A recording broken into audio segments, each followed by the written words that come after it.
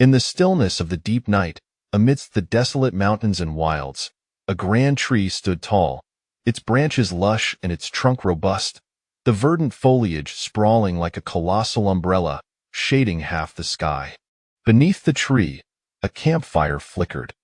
Qinya was preparing a pot of chicken noodle soup, the meat having separated from the bones during the simmering, while the noodles retained a slight firmness, providing the perfect chewiness that she favored.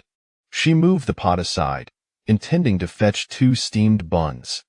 Suddenly, a gentle breeze stirred. A faint rustle emanated from the grass beside the tree a few paces away.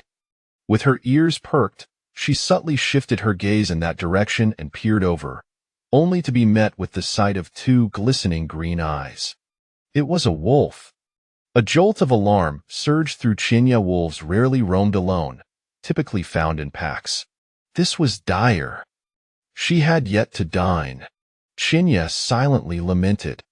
The wolf, having spotted her, slowly emerged from the thicket beside the tree, its tail held low, lying still at a distance.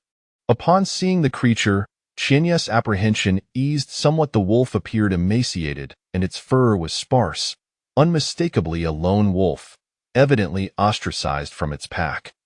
There was no need to fear retaliation from a group. With this thought, she weighed the kitchen knife in her hand, eager for a confrontation. However, the wolf seemed fixated on something behind her. Following its gaze, she realized it was the pot of noodles. Could it be that this wolf had developed a taste for something new? Suddenly, a gust of wind swept past her. The wolf, sensing her distraction, lunged towards her throat. Qinya cursed inwardly. This was hardly the time for a culinary exploration. Instantly, she twisted her waist, arching her upper body backward, bracing herself on the ground with one hand, while her other leg kicked out towards the wolf's abdomen. The solitary wolf yelped in pain, its head thrown back in a howl. A woo. Its tail stiffened like iron as it lashed out. With a swift motion, Qinya rolled onto the ground and leaped back a few steps, the knife poised defensively across her chest. The wolf stood its ground, fixated on her, as both predator and prey faced off, frozen in a standoff. Suddenly, a sharp scream pierced the air from above. "Ah, there's a wolf!" A figure on a sturdy branch exclaimed, as if jolted from a dream, before a shadowy form tumbled down, flailing. "Ah, help!" The wolf's eyes gleamed with excitement, and Qianya's brows furrowed. Both the wolf and the man plummeting from the tree sprang into action. The wolf charged towards the falling figure, clearly seizing the opportunity. The person who landed on the ground lifted his head just in time to see the menacing wolf rushing towards him, frozen in terror. Qinya, rushing in from behind, furrowed her brow fiercely, wielding her knife and aiming for the wolf's rear. The wolf, agile, managed to twist its body just in time. Although it couldn't evade entirely, the force of her strike was somewhat mitigated, narrowly missing its hind leg. "Oh, whoa!" It cried out in pain, turning to see Qinya advancing once more, and promptly turned tail to flee. Qinya, gripping her knife, stood resolute, her breath steady as she surveyed the bloodstains left behind. With the wolf gone, she decided to let it be. The terrified man, trembling on the ground, struggled to rise, one hand clutching his waist and the other covering his rear, grimacing. "Thank you, miss, for saving me." Qinya glanced at the tree, then at him. "No need, it was merely convenient. Nonetheless, I must express my gratitude." He bowed deeply. "I am at your service." Raising an eyebrow, Qinya casually inquired, "Are you a scholar?" The scholar adjusted his hair. "Indeed I am." Disinterested, Qinya recalled her noodles, worried they might have turned to mush after such a long wait. As she stepped forward, she discovered the pot overturned, half the noodles scattered and extinguishing part of the campfire, while the remaining portion lay strewn with twigs and leaves. A cry of despair echoed in her heart. Her dinner was ruined. Miss," the scholar cautiously called out, peering at her expression. What was it now? Chinya shot him a glare, exasperated. Could you not have chosen a better spot to fall? Tu had no idea there was a pot of noodles below.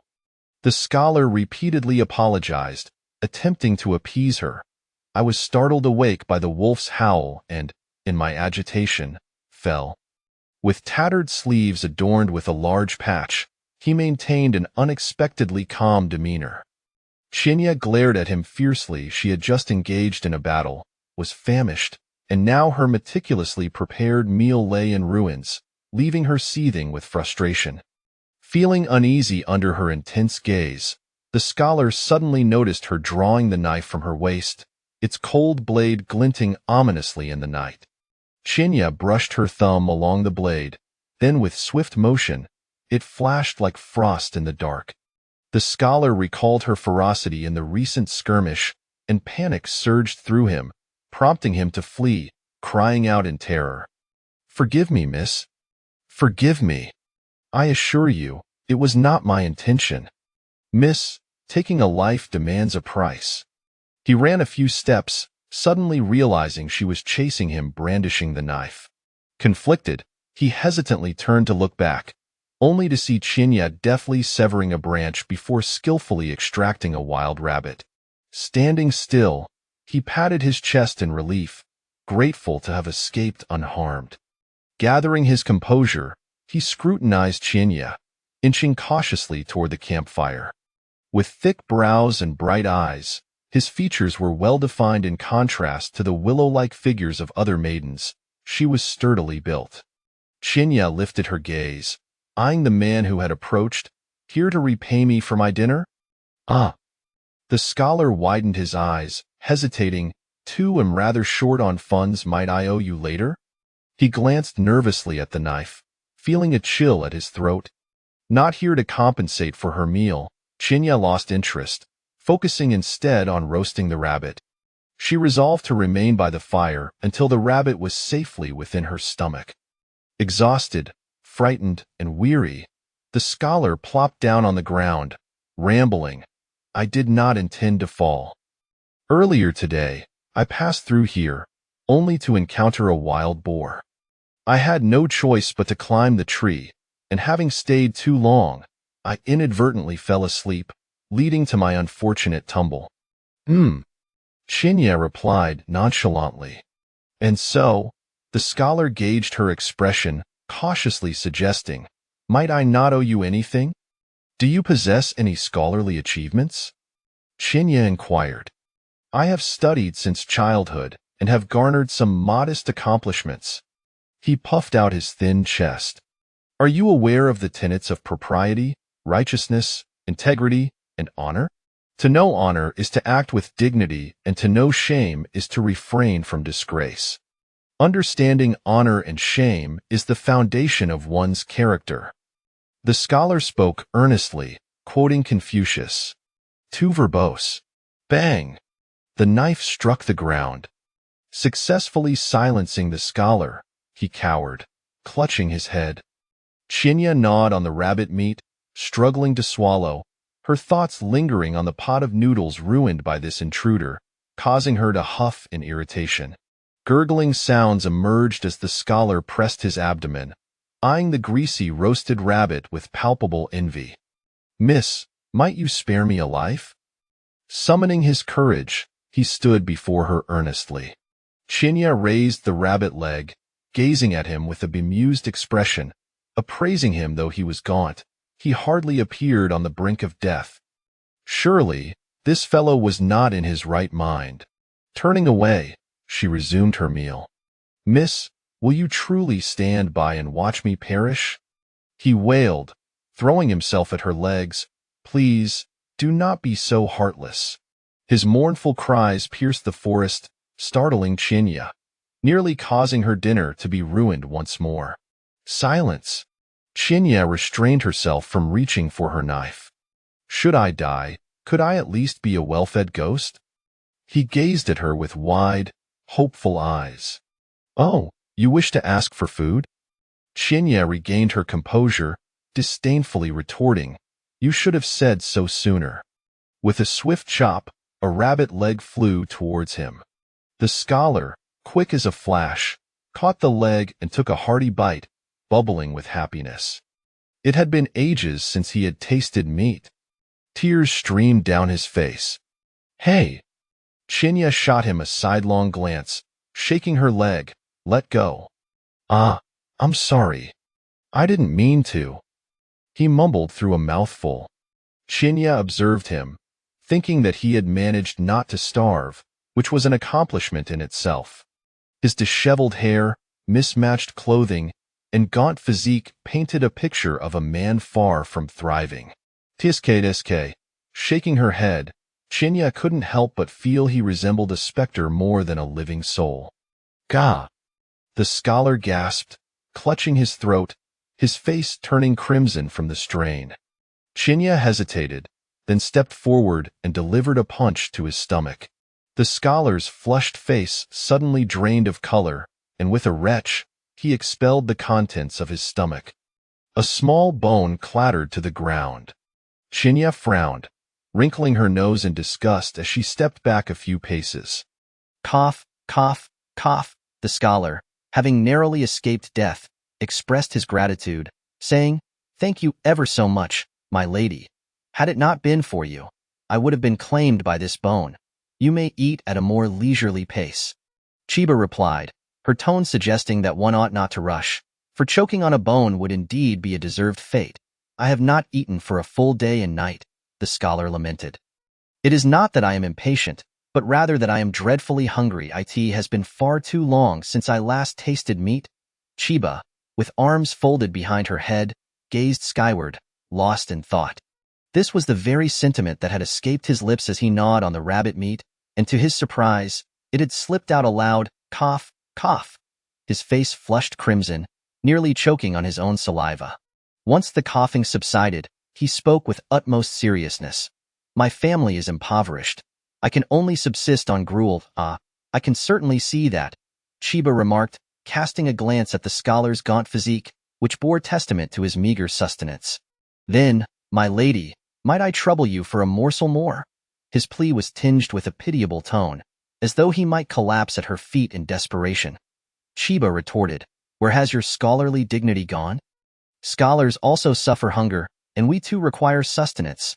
Her words rang true, and she offered him the remnants of what she had been eating.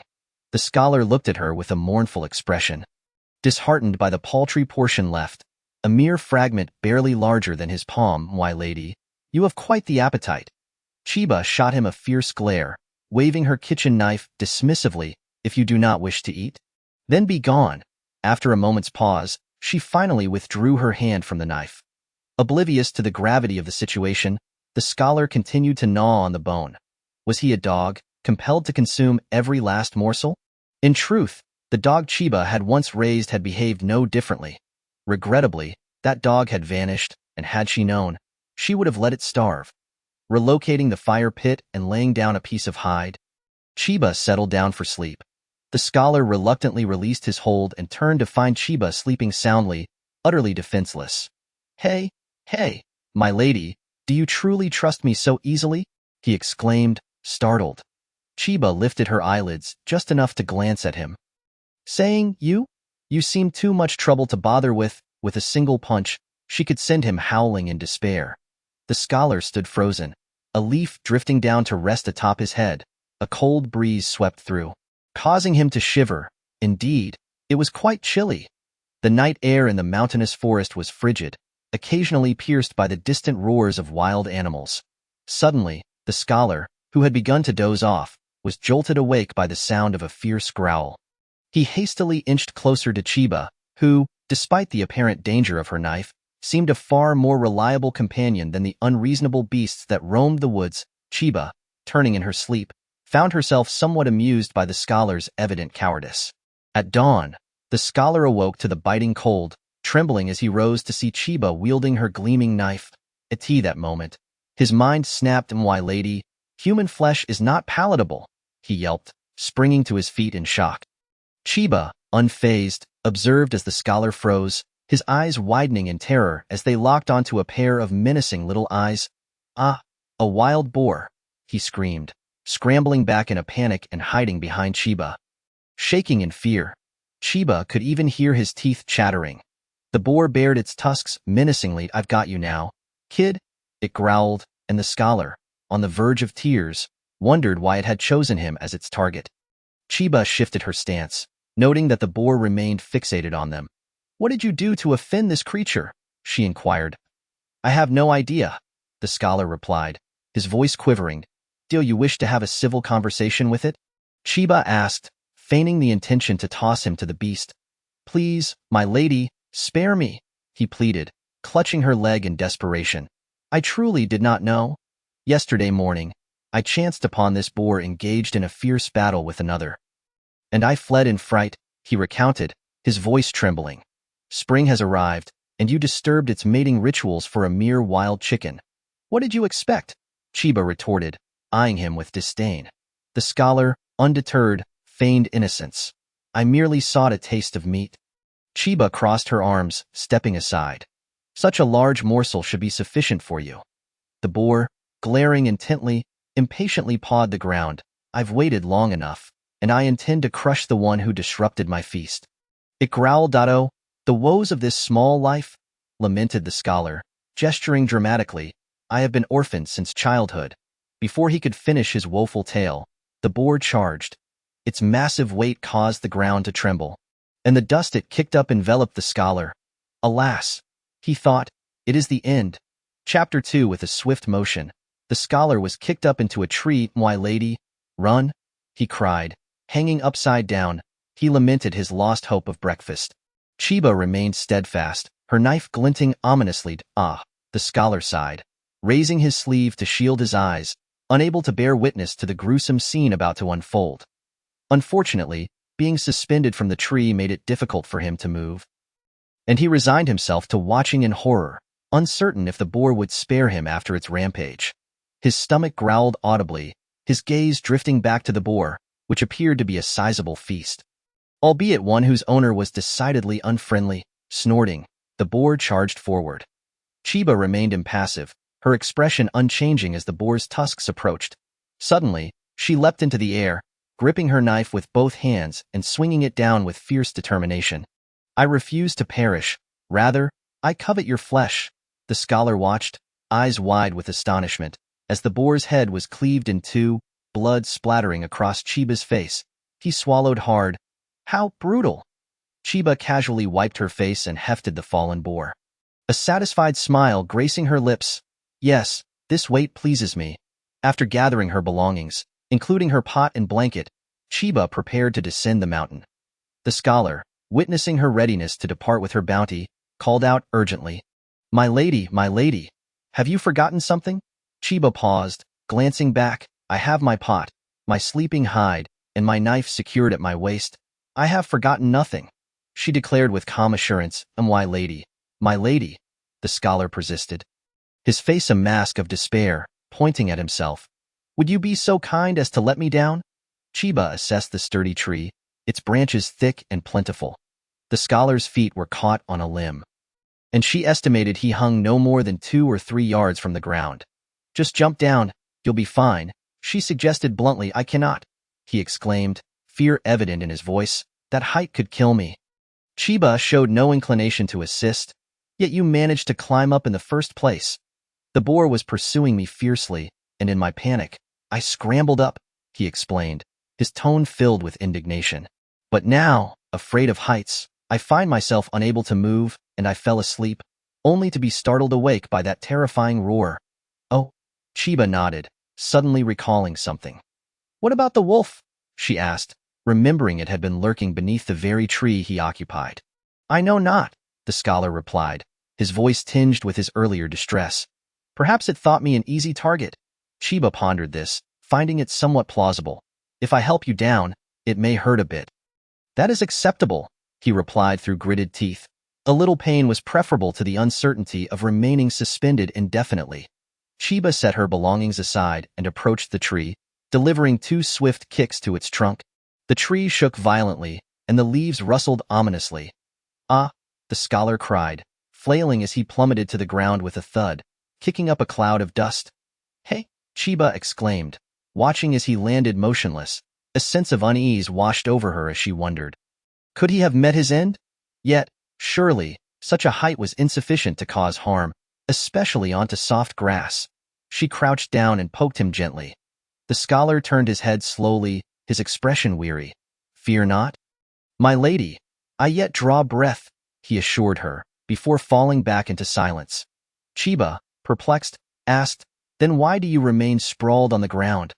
I am famished, he replied weakly. I feel dizzy, and I must rest to regain my strength before I can move. Oh, Chiba nodded, rising to drag a pig's foot along with her. After a step, she paused, turning back with a tone of exasperation. Did you not say you needed to rest? Why then are you clinging to my leg? Looking down, she found the scholar clutching her leg tightly. How can you simply abandon me? He chastised. Oh, you have the heart to leave me like this? I do, Chiba declared, pulling her leg away and striding forward. Should the lady pass this way again and happen to encounter the scholar's remains, scarcely devoured by wild beasts, she might kindly inter his body, if she were to pass this way once more. Might she also burn some paper money for him, so that he may enjoy a hearty meal in the afterlife? The scholar swore fervently that he would return to express his gratitude. Enough, I cannot endure this any longer, Chiba growled, her teeth grinding in frustration. Where is my knife? My kitchen knife? How dare this scholar threaten her, even in death? Clenching her knife tightly, she approached him with purpose. Towering over him, the scholar rolled over, sprawled out on the ground. My lady, have you come to accompany me on my final journey, to spare me the agony of being devoured by beasts? Miss, do take action. I shall bear no grievances against you. The words he spoke were filled with righteous indignation and unwavering resolve. Does this mean I should return to express my gratitude? The veins on his forehead throbbed as Chinya gritted her teeth and inquired. Ah, miss, that is precisely my intention. The scholar's eyes widened in astonishment. Oh, should I not say re-welcome then? After a moment of silence, Chinya suddenly struck down with a knife, the blow fierce and swift, the wind slicing through the air, compelling him to instinctively turn away and shut his eyes. It's over. I've provoked her, he thought, bracing for the worst. A few droplets splattered onto his face, and although he felt no pain, he instinctively wiped his face only to find blood smeared upon his hand. Turning his head, he was met with the menacing grin of a snake, baring its fangs at him. Stunned for a fleeting moment, he exclaimed, Ah, like fire to my rear. I sprang up, bellowing, A snake! A snake! There's a snake! Silence! Chinya roared, her voice reverberating through the forest, momentarily stilling the surroundings. Oh! The scholar responded pathetically, obediently scurrying to stand behind Chinya, peeking cautiously to discover that the snake's head had indeed been severed, a lifeless serpent corpse lying nearby. Just moments before, a snake had been coiling perilously close to his head, only to be silenced by the wrathful Chinya's swift blade. With her anger somewhat abated, Chinya dragged the wild boar away with purposeful strides. Fearing she might truly succumb to the temptation of using this shameless scholar to hone her knife further, the scholar extended a hand as if to call her back, but recollected that recent strike. Perhaps it's best not to disturb her, he thought, squatting down to tear a strip of cloth from his garment, his trembling hands fumbling with a branch. The sun climbed higher, and a handful of people meandered through the market.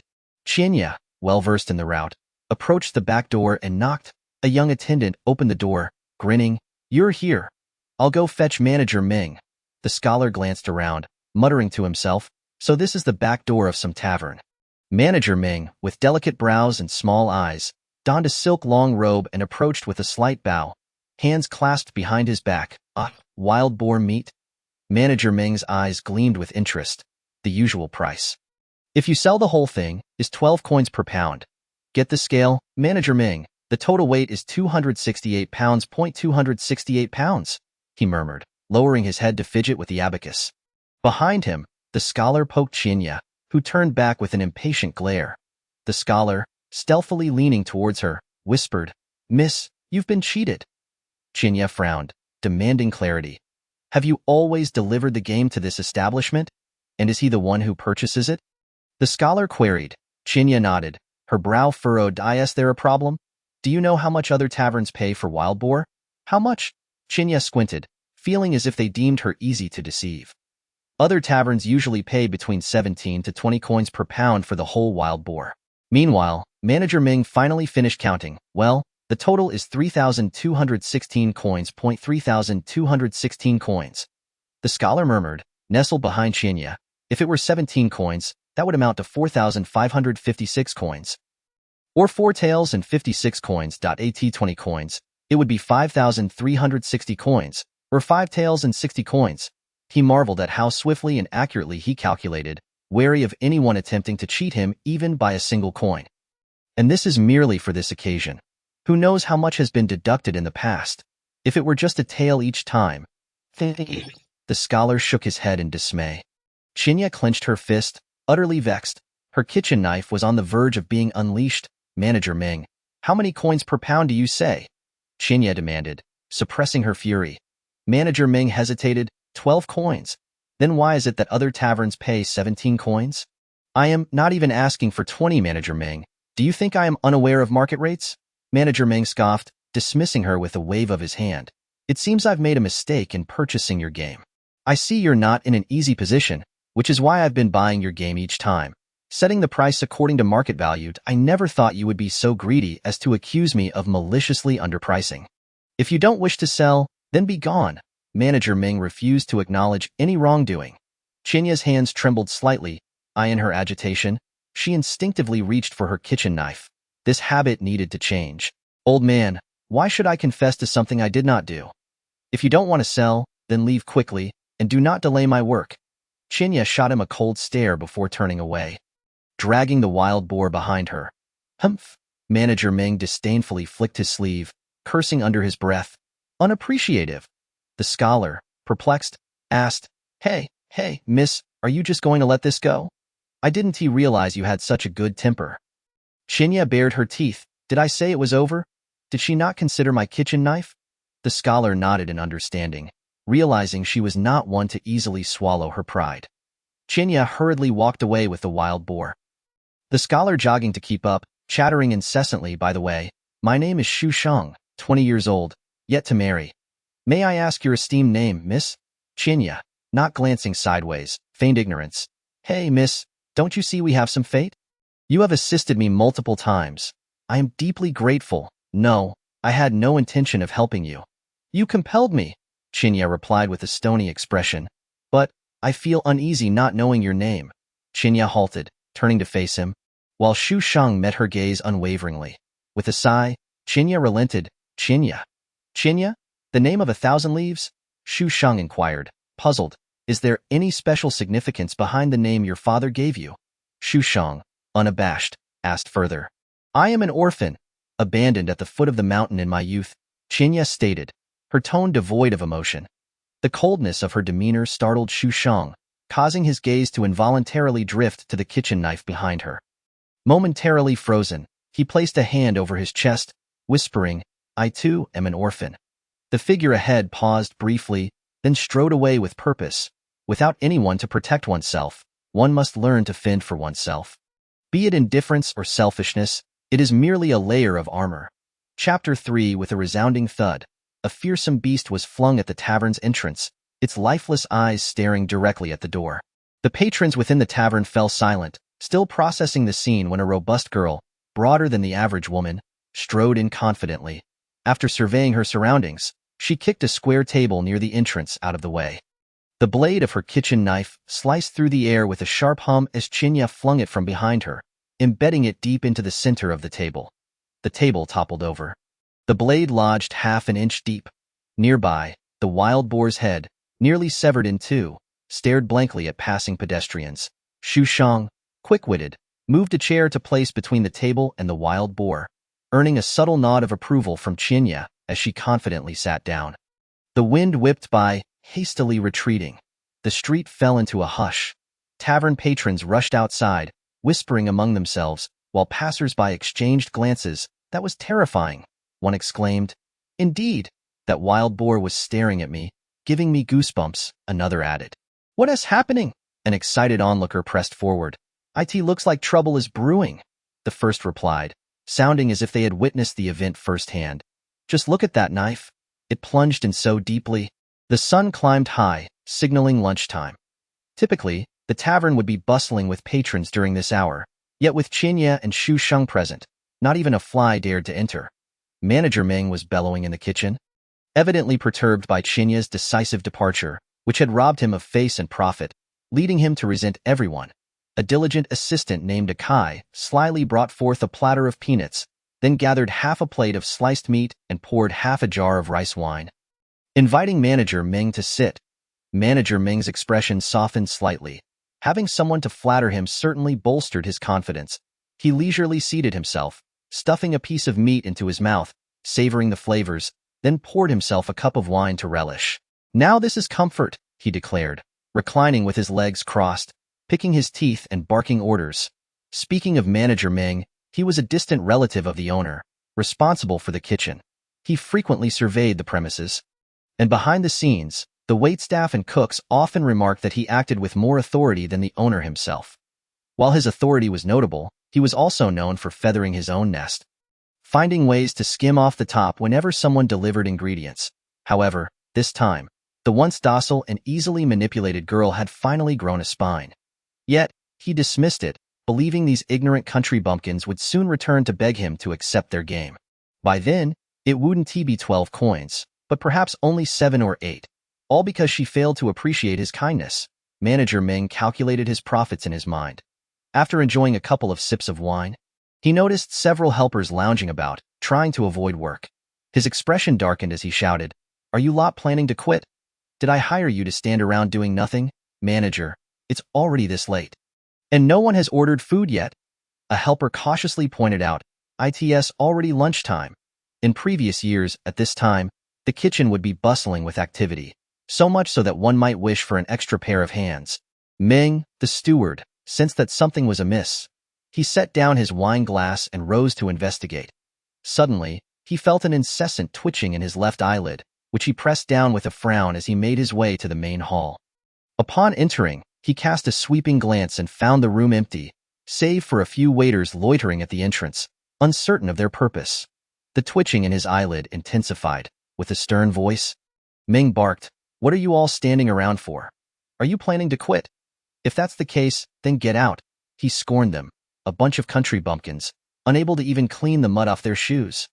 The waiters, upon hearing this, quickly dispersed. Just then, Ming's eyes fell upon a massive, dead pig. Alarm surged within him, and cold sweat dripped down his back. "What do you two intend to do?" He frowned, glaring at them disapprovingly. "Do you even realize where you are? Leave at once. If you don't, I won't hesitate to call the authorities." Qinya raised an eyebrow, her large, bright eyes glimmering with mockery. "What is the matter, steward? Feeling guilty?" Xu Sheng, standing nearby, nodded in agreement, fully aware that Ming was indeed feeling cornered. "Why would I feel guilty? I have nothing to be ashamed of. It is you two who intend to sell this wild boar at an inflated price.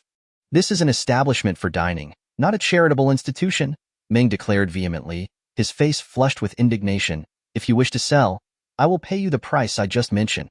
If you do not wish to sell, kindly leave before I report you to the authorities." Whispers arose from the crowd, speculating about the young woman who seemed to be clinging to her position. Is this a case of coercion? They murmured, incredulous at how someone who appeared so innocent could engage in such behavior. The state of society these days is truly disheartening. Chinya's face turned crimson with anger as she brandished a knife that had been lodged in the table. "Ming, you've enjoyed your fair share of profits over the years, haven't you? Look at how well fed you are." Xu Sheng squinted. "Ming, it seems you have oil on your lips. Have you been sneaking food from the kitchen?" "Nonsense. I advise you two to leave while you can," Ming blustered. "Humph." Chinya looked down on him with disdain. "If you want us to leave, then you must compensate for the money you've short-changed us over the years.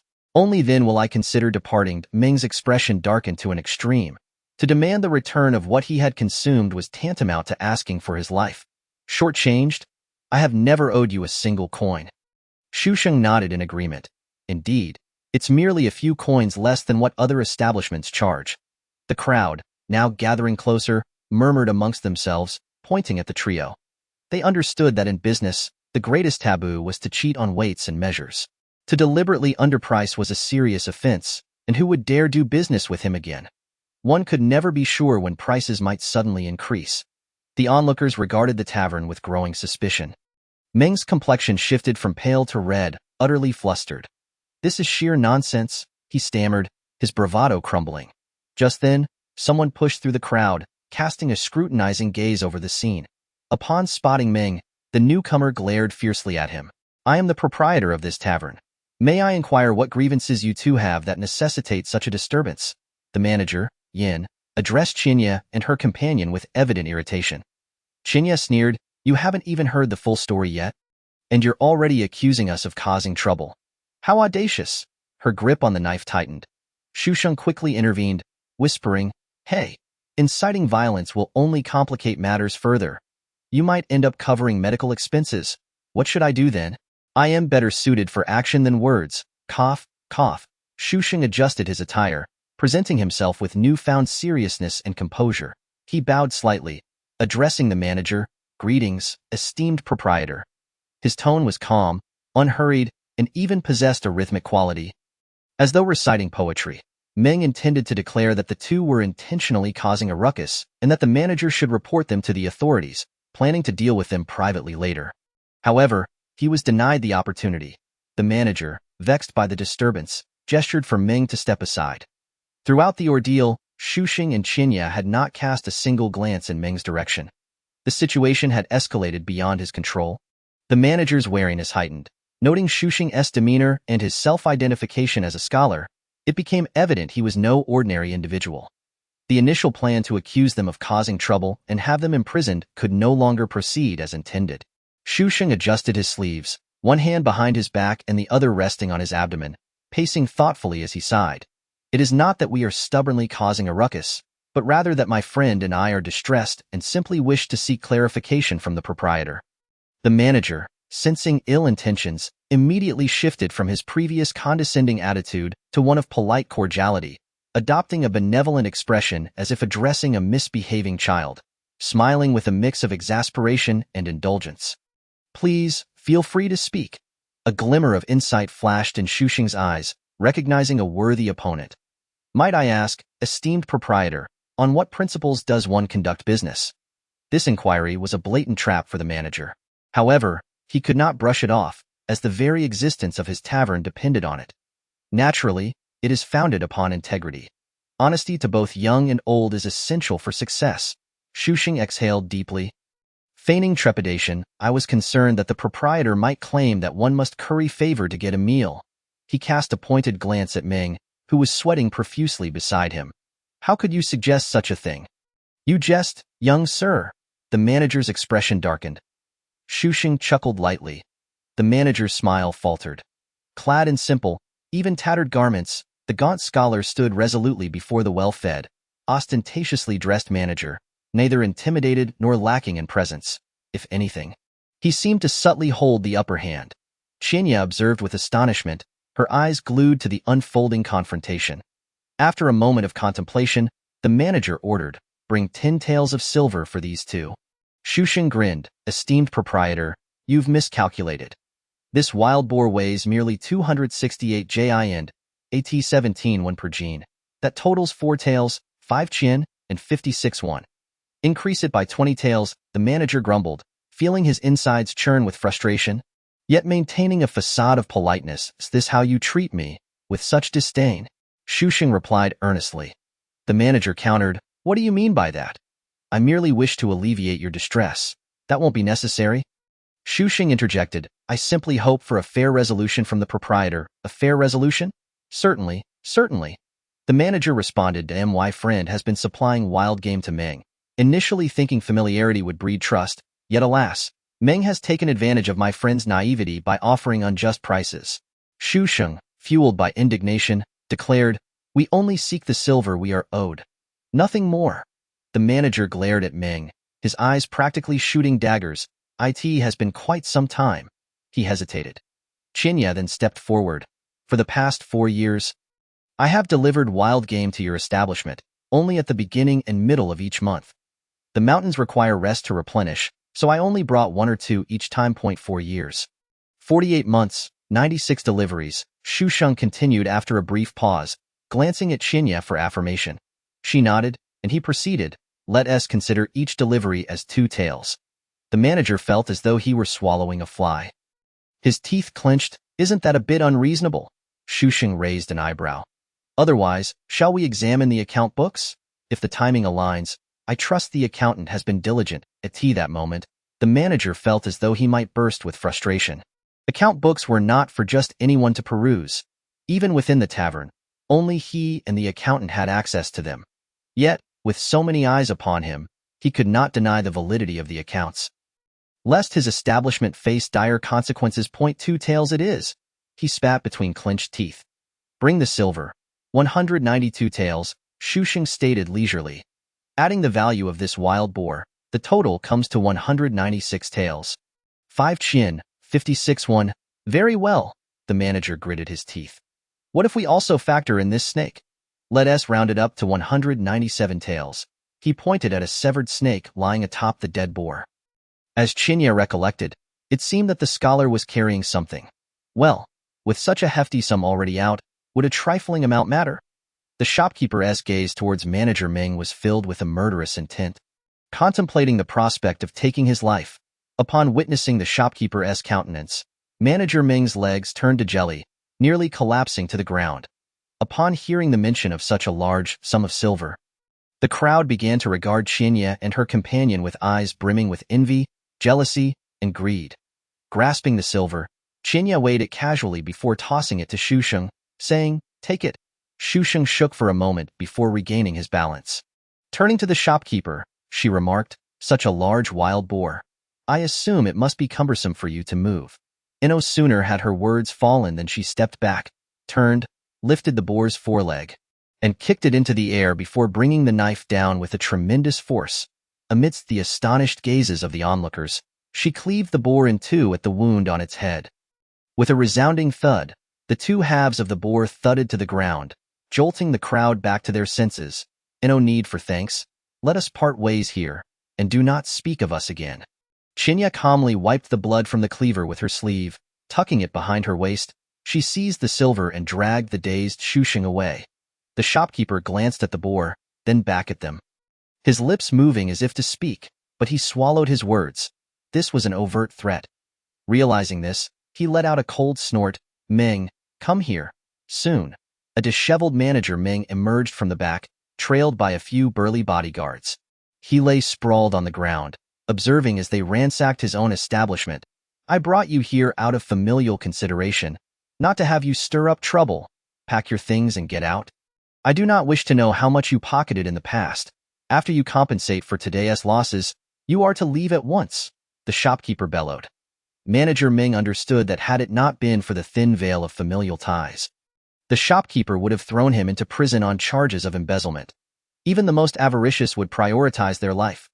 The sun hung high above, glaring down. It was nearly 10 o'clock. Shusheng, enticed by the aroma wafting from the roadside, swallowed hard, finding it difficult to move his feet. "Hungry?"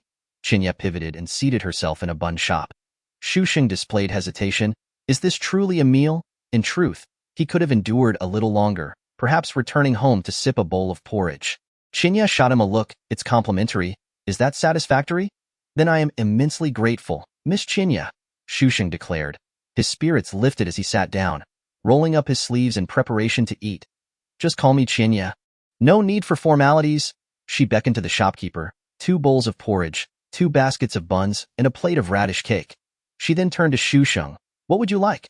Shusheng blinked. "Wait, you just ordered so much without including me." 1 bowl of porridge and 2 meat buns, please." The shopkeeper promptly set the table. The 2 began to eat. Shusheng dined elegantly, revealing his hunger yet maintaining restraint. When dining out, one must be mindful of their image. After all, he was a scholar. Chinya, however, cared little for such pretenses, devouring her buns with gusto, her appetite unabashed yet not uncouth. Before long, Shusheng finished and set down his chopsticks, staring intently at Chinya as she savored her meat buns.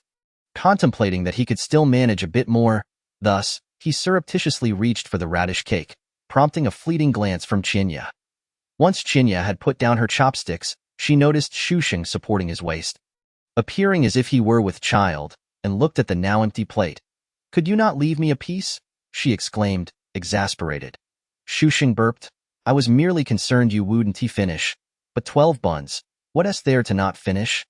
Chinya scoffed, dismissing the notion. After settling the bill, they prepared to leave.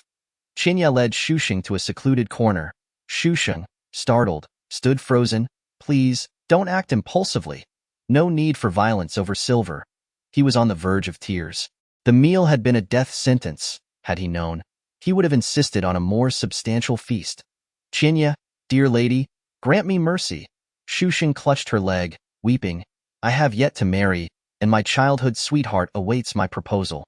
Chinya gritted her teeth, veins throbbing on her forehead, taking deep breaths before managing to utter. I only wish to find a private place to give you the silver. So, could you refrain from making a scene? What? Shusheng sprang up, wiping his eyes and brushing off his clothes, transforming back into a modest scholar in an instant. How much are you giving me? His eyes gleamed with anticipation. 30 taels. Chinya handed him 3 large silver ingots. That's too much, far too much. Shusheng chuckled foolishly as he embraced the silver. Now, go propose, merely jesting, Shusheng replied. Chinya shot him a cold glare. I do indeed have an intended, one chosen by my parents in my youth. Yet, when it came to proposals, Shusheng shook his head in self-deprecation, choosing not to elaborate. Chinya refrained from probing further, recognizing that everyone has their untouchable matters. She had learned this lesson long ago when she observed the abbess from behind the nunnery. By the way, Chinya, do you know the way to An County? Shusheng inquired. An County? It's just beyond Suaping Mountain, Chinya replied, frowning. Suaping Mountain? I'm not familiar with it. Chinya patiently elucidated. This is Lucien, and An County lies to the east of Lucien. Separated by Suaping Mountain, it must be noted. Shusheng had an uncanny ability to elicit Chinya's patience when conversing with him, a commendable trait that, though, I see. Shusheng feigned understanding, though he still had no clear notion. He simply knew he would have to traverse the mountain again to return home. The thought of the wolves lurking on the other side made him glance at Chinya, his expression fraught with worry. Are you still hungry? Chinya queried, puzzled. Shusheng, at a loss for words, responded, could you not project your feelings onto me? Then what troubles you? Well, Shusheng stammered. Come now. Chinya urged impatiently, speak plainly, scholar. I'm simply timid, Shusheng confessed. That is clear. Chinya remarked, her expression revealing her thoughts. Also, I fear snakes, darkness, and especially wolves. You truly are a nuisance. Could you escort me home? Shusheng asked in a hushed tone. What? Chinya asked, cupping her ear as the wind had been strong, making it hard to hear. Could you escort me home? Shusheng's initial shyness transformed into a hopeful gaze. Chinya sighed internally, realizing the scholar's audacity had escalated. Fine, but I'm busy right now. Let us do it tomorrow. She needed to check on the abbess and see if her health had improved. So, will you provide food and lodging? Shusheng inquired, excitement glimmering in his eyes. Chinya gave him a long, scrutinizing look. The scholar's audacity was remarkable. Jin and Hall, Chinya cautiously produced a wooden box, revealing ginseng entwined with red thread. Oh, you harvested it? Shusheng's envious gaze fixated on the ginseng. It was said that one day while studying at home, he pondered that he was of an age to settle down and establish a career, even if temporarily, he ought to accumulate some wealth. One day, upon hearing of ginseng growing on the mountain behind the village, he decided to try his luck. Alas, he found no ginseng but did encounter a wild boar. The attending physician mused, not quite a century old, 50 taels. Just as Chinya was about to nod in agreement, she noticed Shusheng shaking his head with a sigh. Scholar? It's Shusheng, not scholar, Shusheng corrected, leaning closer. Chinya frowned. If you're not a scholar, then what are you? Shusheng reiterated. I am Shusheng. Do you wish to sleep on the streets? Chinya shot him a glare. Shusheng quickly composed himself.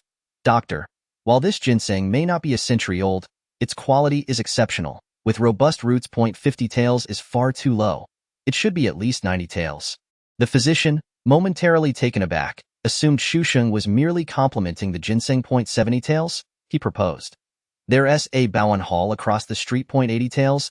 They are currently short on ginseng. 90 taels it is, the attending physician concluded. It's worth noting that in this profession, peers are often rivals. Doctor, please give me a package of medicinal ginseng slices. Very well, here is the remaining silver. Remember me at Jinan Hall for any future ginseng. The doctor advised. Once outside and having walked a fair distance, Chinya tugged at his sleeve. How did you know the Baoan Hall was in need of ginseng? Shusheng blinked. Which apothecary doesn't he need it? Ginseng is a life-saving herb. You can never have too much. Chinya nodded, realizing that indeed, scholars can be quite cunning. Chapter 5. The signboard bore only the simple characters for a nunnery, devoid of any name. The rooms within were mostly old and dilapidated. To be frank, had it not been for the inscription on the sign, Shusheng would not have recognized it as a nunnery, mistaking it instead for a mere forsaken temple. Once, the incense offerings here had been decent. It was not a matter of starving or going hungry, of course. Chinya would only dare to fill her belly halfway before heading to the temple across the way for a bit of food. Thus, the little nuns would often grumble that she ate too much. Eventually, when the abbess fell ill, the place began to decline day by day. Shusheng understood but found it curious. Why is there not a soul in sight? In this secluded temple, there exists but an elderly nun, and Chinya Point One has fled, and it seems the other will soon follow. Shusheng remained silent. With even the nun having escaped, one can only imagine the dire straits they must be enduring. Chinya strode hastily into the chamber, with Shusheng trailing behind. Feeling a sense of guilt for entering so boldly, he straightened his posture, attempting to cultivate an air of propriety. Oh, not puff yourself up. No matter how much you try, you weigh but 2 taels, Chinya scoffed. Shusheng cast a silent glance at her, measuring their respective strengths, and decided it would be prudent to find a corner to crouch in. Inside the inner chamber, a frail figure coughed weakly, curling over in bed, even the cough lacking vitality. Master! Chinya exclaimed, rushing over, only to discover a cup of tea that was long gone cold. Where is Dingen? Her brows knitted tightly, her eyes reflecting deep dissatisfaction. Has she not prepared medicine for you? Surely she hasn't abandoned her duties after I departed. Chinya fumed. Master, look at her. She hardly embodies the tranquility of a Buddhist. Cough, cough. Do not be angry. Do not be angry, Master Mingjing said, patting Chinya's hand and shaking her head. She was never one to maintain serenity. Then why did you take her in? Chinya retorted, her discontent palpable. Dingen constantly criticized her for eating too much, failing to consider that it was she who hunted every fortnight to bring back silver. Otherwise, would she not starve on the windswept plains? Alas! Master Mingjing shook her head. We are all fated to suffer. Why must we impose further hardships? Each time Chinya witnessed Master Mingjing's indulgence toward Dingen, her anger flared. Very well, I shall prepare your medicine and some food with that. She took Shusheng along as she exited. Master Mingjing leaned back against the headboard, coughing for a while before settling down. Suddenly, she reached up to touch her face, then let her hand drop despondently. Has it truly been so long? Her tone was tinged with sorrow. Have I let go? Perhaps in the kitchen, Shusheng stared at the rice jar, perplexed. Chinya, do you intend for me to merely boil water? Chinya blinked in confusion and leaned closer to inspect, only to find the jar empty, not a single grain remaining. Ha! She has only been gone for 2 days, yet one might think she has been away for over a month. Humph! Truly remarkable. An ungrateful wolf that cannot be nurtured. Quite the capable one, indeed. Flames of fury ignited in Chinya's eyes. Calm down, maintain your composure. Shusheng, fearful, glanced at the kitchen knife beside her, dreading that Chinya might lash out in anger. The medicine jar. If it shatters, we shall find no replacement in the near future. Chinya shot him a glare, rolling her eyes in exasperation before squatting down to prepare the medicine. You start the fire and boil the water? Oh. Shusheng obediently cleaned the pot and filled it with water, then settled down to kindle the fire. Gazing at the firewood, Chinya fell silent before suddenly speaking. Why do people act this way? The moment they sense danger, they seem ready to pack up and flee. Is it not natural for humans to seek fortune and evade misfortune? Shusheng responded calmly. Chinya knew he spoke the truth. Yet an unease lingered within her. When I was 5, she arrived at the temple. She hardly engaged in any labor, not even able to memorize a single sutra. Master was exceedingly lenient with her. Imposing no demands at tea times, Chinya felt a sense of injustice. For her, Master Mingjing was akin to a mother, and when this mother was strict with her, yet forgiving towards another of her age, It filled her with resentment. Shu Sheng inquired, "And how about you?" The firelight illuminated Chinya's face, hinting at her beauty. After a moment of silence, Chinya began to speak slowly. "Master has high expectations of me. While I need not excel in music, chess, calligraphy, and painting, I must be literate and understand propriety. I need not possess extraordinary martial prowess, but I must have the ability to protect myself." Initially, I felt aggrieved, for I had to juggle many responsibilities, practicing martial arts, learning to read, and even chopping wood. Meanwhile, she would slip away to frolic, returning only at mealtime. She does not lift a finger yet consumes without restraint. Most infuriatingly, she constantly complains about how much she eats. Subtly belittling her, "Perhaps master believes that people live in diverse ways," Shu Sheng suddenly remarked. As he spoke, his demeanor was composed, yet tinged with sorrow. Chinya looked at him in confusion. "Some are like sturdy trees, capable of thriving without the shelter of others. All one must do is ensure they do not grow awry. Others are like vines, reliant on support from others to flourish. Thus, if you impose excessive restrictions, you may ultimately stifle them, rendering them better off in freedom." Lowering her gaze, Chinya remained silent for a long while. As the medicine jar bubbled with steam, "I shall fetch some rice. You keep an eye on the medicine jar." "Oh," Shu Sheng nodded, suddenly recalling something. "Could you bring back some meat?" Turning back, Chinya narrowed her eyes. "This is a nun's temple. Even in its decline, it remains sacred ground. Do you wish to consume meat here?" "Oh!" Shu Sheng waved his hand in exasperation. "Then forget it." Before long, within a mere quarter of an hour, Chinya returned with a cloth bag slung over her shoulder. Shu Sheng, crouching by the medicine jar, widened his eyes in astonishment. "Did you fly back? How could you return so swiftly?" They had only just taken an hour to return. After all, or perhaps her martial skills allowed her to travel faster than others. Indeed, those with martial prowess do travel faster, but not to such an exaggerated extent. Chinya shot him a disdainful look. "Do all scholars possess such wild imaginations?" And Shu Sheng looked at the small bag of rice with a mix of trepidation and concern. "Did you borrow this from someone?" He emphasized the word borrow. Chinya, puzzled, replied, "Of course I borrowed it." "How did you know? Are you going to return it?" he asked cautiously, uncertain whether the unfortunate soul had faced the wrath of the kitchen knife. "Of course I will return it." Chinya frowned, assessing him, then suddenly leaped to her feet, seizing his collar with fervor. "Oh, you think I resorted to robbery?" Her shout echoed like thunder. Shu Sheng's eyes widened in shock, and after a moment of confusion, he weakly patted his chest. "Could you please release me?" Once Chinya let go, Shu Sheng hurriedly retreated a few steps, contemplating the safety of his position, and quickly moved to the doorway. "I was merely curious about your swift return." He laughed nervously. Chinya regarded him in silence. Shu Sheng gulped, cautiously proposing, "Could you refrain from looking at me like that? It gives me the impression that you wish to silence me permanently." "I must admit, your instincts are quite accurate." Chinya clapped mockingly. Shu Sheng steadied himself for a moment before suddenly exclaiming, "Ah, help, help." He dashed out with remarkable speed, fleeing like a rabbit in the blink of an eye. Chinya turned to see him clamber up a nearby apricot tree, trembling as he clutched the trunk, lamenting his plight. "Alas, how have I fallen to such depths? Truly desolate." Shu Sheng gazed down from the tree. Noting the height and shedding bitter tears, Chinya cast an exasperated glance skyward. "Come down." Shu Sheng shook his head vigorously. "Unless you choose to forgive." Chinya bared her teeth menacingly. "Do you think that is even a possibility?" Shu Sheng's eyes brimmed with tears. "Could you not be a bit more magnanimous?" Chinya regarded him with a shadowy smile, bending down to pick up a shard of stone, slowly crushing it, then tossing it into the wind. Shu Sheng's face turned pale and he shivered, sensing that his fate was akin to that of the stone. "If you possess any skill, do not descend."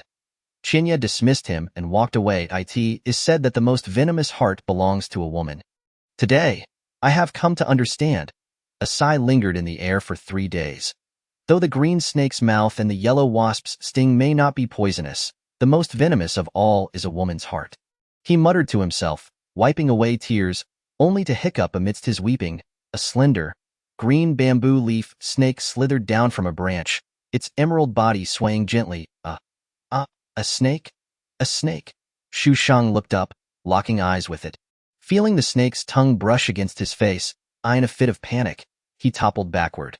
The bamboo leaf snake appeared bewildered. Did you not just call for me? Woe is me, Shu Shang lamented. In the kitchen, as Chinya prepared to rinse rice for cooking, she heard the commotion and quickly stepped out, just in time to see Shu Shang tumbling down with his head down and feet up. With a swift dash, she seized the fabric of his waist, one hand firmly on her hip, observing him with a watchful gaze. Shu Shang struggled to bow politely. Thank you, young lady, for saving me. Chinya gazed skyward, offering no reply or glance, only exerting pressure with her grip, causing him to sway. Shu Shang's heart raced in tandem with her movements. Chinya, dear Chinya, please do not do this. My heart cannot endure such torment. The most venomous heart belongs to a woman, she murmured languidly. Shu Shang's face paled gradually as he quickly grasped the gravity of the situation. It is my fault.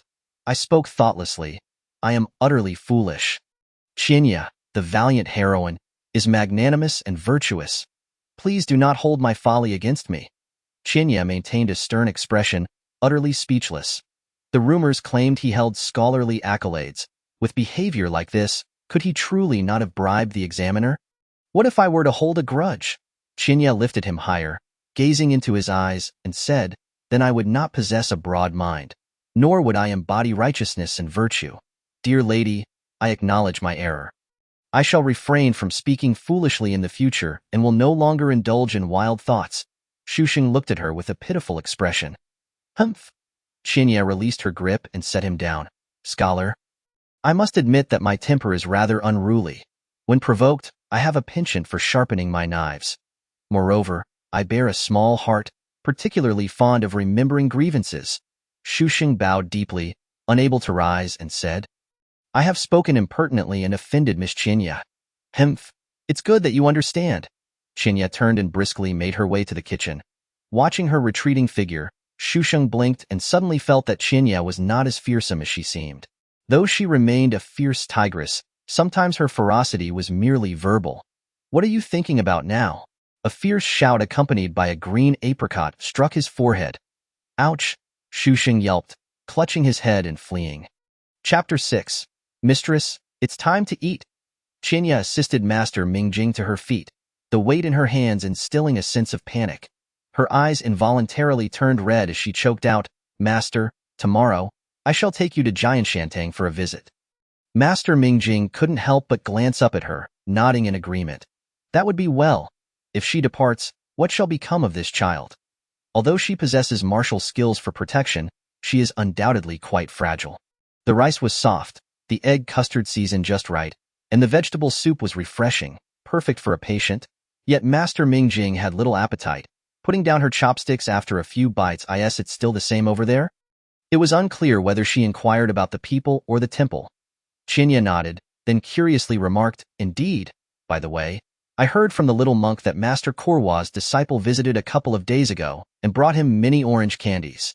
Oh, Master Mingjing slowly acknowledged, accepting the warm bowl of medicine and drinking it down in one gulp. Chinya watched, astonished. Was the medicine not bitter? She had seen plenty of Huanglian inside. Hee. Master Mingjing chuckled lightly, a hint of melancholy in her voice as she said, What is this little bitterness to me? I often find myself curious, Master. What were you like in the past? Chinya gazed at the frail figure before her. She remembered that in her youth, Master Mingjing had been strikingly beautiful, like a hibiscus flower, elegant and unpretentious. But as the years passed, the master had gradually withered, her health and beauty seemingly lost to the relentless passage of time. Fading at an alarming rate, leaving no room for defense. Me? Master Mingjing suddenly smiled gently, as if floating in the sunlight. I used to have a secular name. Yu Xinning. Chinya eagerly awaited her to continue, cherishing this rare opportunity to hear the master's past. Yet, to her disappointment, Master Mingjing merely smiled, shaking her head gently. What more was there to say, Master? Who begins to speak only to leave it unfinished? Is this not a blatant tease? Enough, Master Mingjing said kindly. I am weary. You may leave now. Oh. Chinya lowered her head. Though Master Mingjing appeared gentle, she was resolute at heart. In the kitchen, Shu Shang occasionally peeked outside. wondering when she would return. He felt as though he might starve. Upon entering, Qinya was startled to see him squatting on the ground, clutching his stomach, looking pale. "What is the matter? Have you been poisoned?" Shusheng shook his head, his stomach empty. "You could eat first. Isn't everything cooked?" Qinya asked, puzzled. "To take without asking is to be a thief," Shusheng replied. "Finally, I sense a hint of scholarly demeanor in you." Qinya felt a wave of relief. Shusheng pouted and hurried to the small table, grabbing a bowl and beginning to feast. A large bowl of vegetable soup, pickled radish shreds, steamed egg custard, and a plate of stir-fried wild vegetables. Shusheng nodded in approval as he devoured the food, exclaiming, "Wow, heroine, your culinary skills are commendable." Qinya looked at him disdainfully. "Hey, could you please mind your manners, scholar?" The scholar shot her a contemptuous glance. "Don't jest. You've seen me terrified to the point of losing control when faced with your knife." "Qinya, you seem to make a fair point." Seeing him prepare for a second bowl, Qinya hurriedly filled a bowl with rice. This is rather excessive," Shusheng admonished her. The bowl was nearly larger than his face. Such a serving would leave the pot empty. "He had not yet eaten his fill," Qinya retorted. "This is the bowl I typically use." Shusheng cleaned the pot, only managing to scrape together half a bowl of rice crust, which, although fragrant, was not what he desired. Secretly comparing the bowls, he realized hers was 4 or 5 times larger. Bang. Qinya slammed the table. "Do you still wish to eat? If not, get out and sweep the floor." "I do wish to eat. But there is no rice left." Shusheng awaited the large bowl before him, still made of wood. Following his gaze, Qinya remarked, "I made this bowl myself." Shusheng looked on in bewilderment. "In the past, I ate slowly while Dingen consumed quickly. Every time she finished, she would serve me another bowl, and I would take my time eating. Watching her, I would naturally find there was never enough when Qinya went to serve again, and at that time, Dingen would feign helplessness, saying, 'Oh dear, I cannot finish, you take it.' In my youth, I had quite the temper. I would rather go hungry than eat her leftovers." Shusheng nodded in approval of her behavior. After several such instances, "I thought, if only the bowl were larger, I could simply serve myself one bowl and eat at my leisure. Thus, I sought advice from others and carved a large bowl. Do you know how I carved it?" Qinya pulled out a kitchen knife from behind her, casually waving it with her left hand, and with a swift motion, the chopping block was cleaved in two thin. With a few deft strokes, a wooden paperweight carved with 3 squirrels appeared before him. Shusheng's eyes widened. He felt that the knife might soon be directed at him. Qinya chuckled as she picked it up and shoved it into the stunned Shusheng's arms. "Here, a keepsake? Hee. Shusheng smiled obsequiously. "Thank you." Trembling, he pushed the bowl back. "I suddenly feel quite full." "You can keep this." Qinya shot him a glance, dishing out some wild vegetables and radish shreds. "Hurry up and eat. Once you're done, sweep the outside floor. Then come wash the pots and bowls." "Oh." Shusheng ate with great reluctance, and as soon as he finished, he rushed outside to grab a broom. Qinya sat at the small table, occasionally glancing up, seeing how earnestly Shusheng was sweeping. She took a leisurely sip of soup as the sun set behind the mountains. A shadow crept stealthily toward the entrance. The fallen leaves in the courtyard had vanished, indicating Chinya's return. With this in mind, she hurried her pace toward the kitchen. Lifting the lid, she found it empty. Glancing at the stove, it was still warm. Dingen complained, "Can't you leave something for others?" "How selfish," she mumbled, her finely drawn brows knitting into an attractive frown. The rice jar was empty as well, and Dingen's displeasure grew. She slammed the lid of the jar and scolded. "What has Qinya been doing? Has she no sense to buy more rice when it's finished? Such a scatterbrain, eating more than a pig, and at least pigs can be sold. What can she do?" Starving, Dingen rummaged through the cupboards, determined to find something. She refused to believe that upon Chinya's return, the temple would have no food at all. Finally, she found a bowl of leftover rice and a bowl of egg custard in the cabinet. Nearly untouched, with a whoosh, she devoured the rice and after finishing, discovered hot water in the pot. Content, she mixed a basin of bath water, cleaned herself thoroughly, and then comfortably snuggled into bed, drifting off to sleep. Upon returning, Qinya found the kitchen in disarray and silently cursed her luck. She had known that Dingen's return would spell trouble. Suppressing her anger, she tidied up the kitchen, boiled a pot of hot water, wiped down Master Mingjing, and then took a bath herself. Lying in bed, She grew increasingly restless, pondering why she, with strength and martial skills, should always be bullied by a little girl. She neither relied on her for food nor feared her retaliation. Why must she always swallow her grievances? With this thought, she tossed off the blanket, rising with determination, and with her knife in hand, she strode toward Dingen's room. The next morning, a thin mist gathered in the mountains, and suddenly, a shrill scream startled the passing birds, nearly causing them to plummet from the sky. "Chinya, you little vixen, are you aiming for the heavens now?" Dingen rolled up her sleeves and charged at her, furious, daring to cut her eyebrows. Today, she would not let this go. Chinya was not entirely unperturbed, nor did she feel guilty. She merely glanced up at Dingen, whose face was flushed with anger. "Oh, you've returned. Why didn't you say a word?" Dingen seethed. "Chinya, stop pretending," Chinya replied leisurely. "I am not a daffodil. How could I pretend?" "Oh dear, Dingen, upon closer inspection, you are looking rather lovely today. Ha ha." Dingen, incensed, charged forward. "You, fat and ugly wild girl, dare to mock me?" She lunged at her, claws outstretched. Chinya grasped her wrist and flung her aside. Then the chopping axe fell menacingly beside Dingen's head as Chinya leaned in, narrowing her eyes ominously. "Don't think that just because I ignore you, I am afraid of you."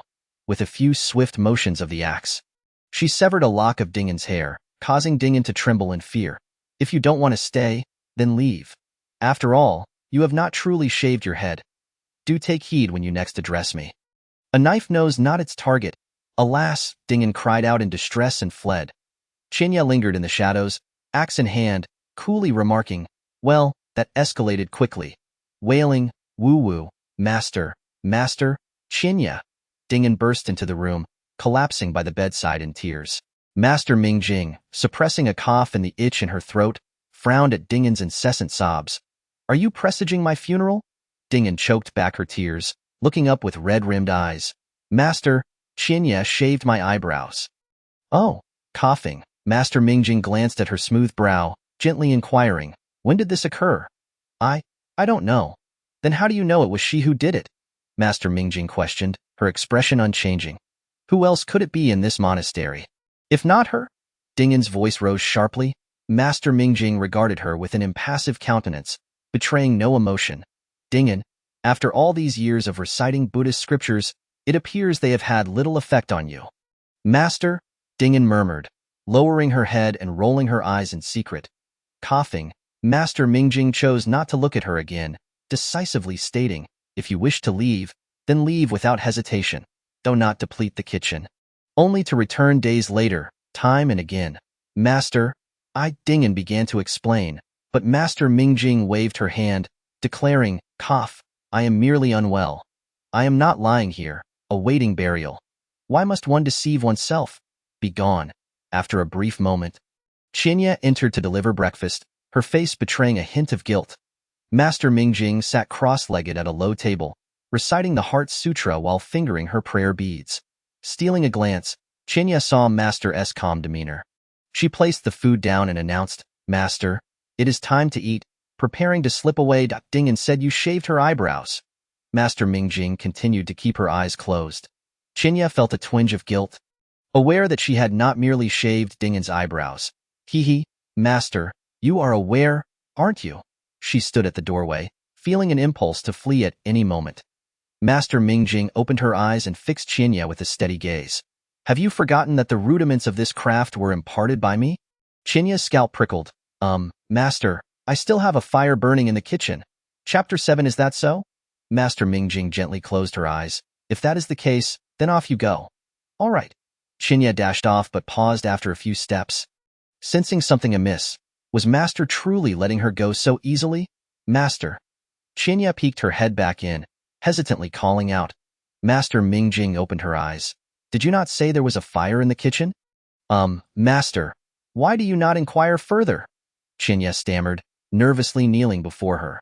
Master Mingjing scrutinized the girl she had nurtured and taught, finding her as she had imagined, resolute and brave, yet still kind-hearted.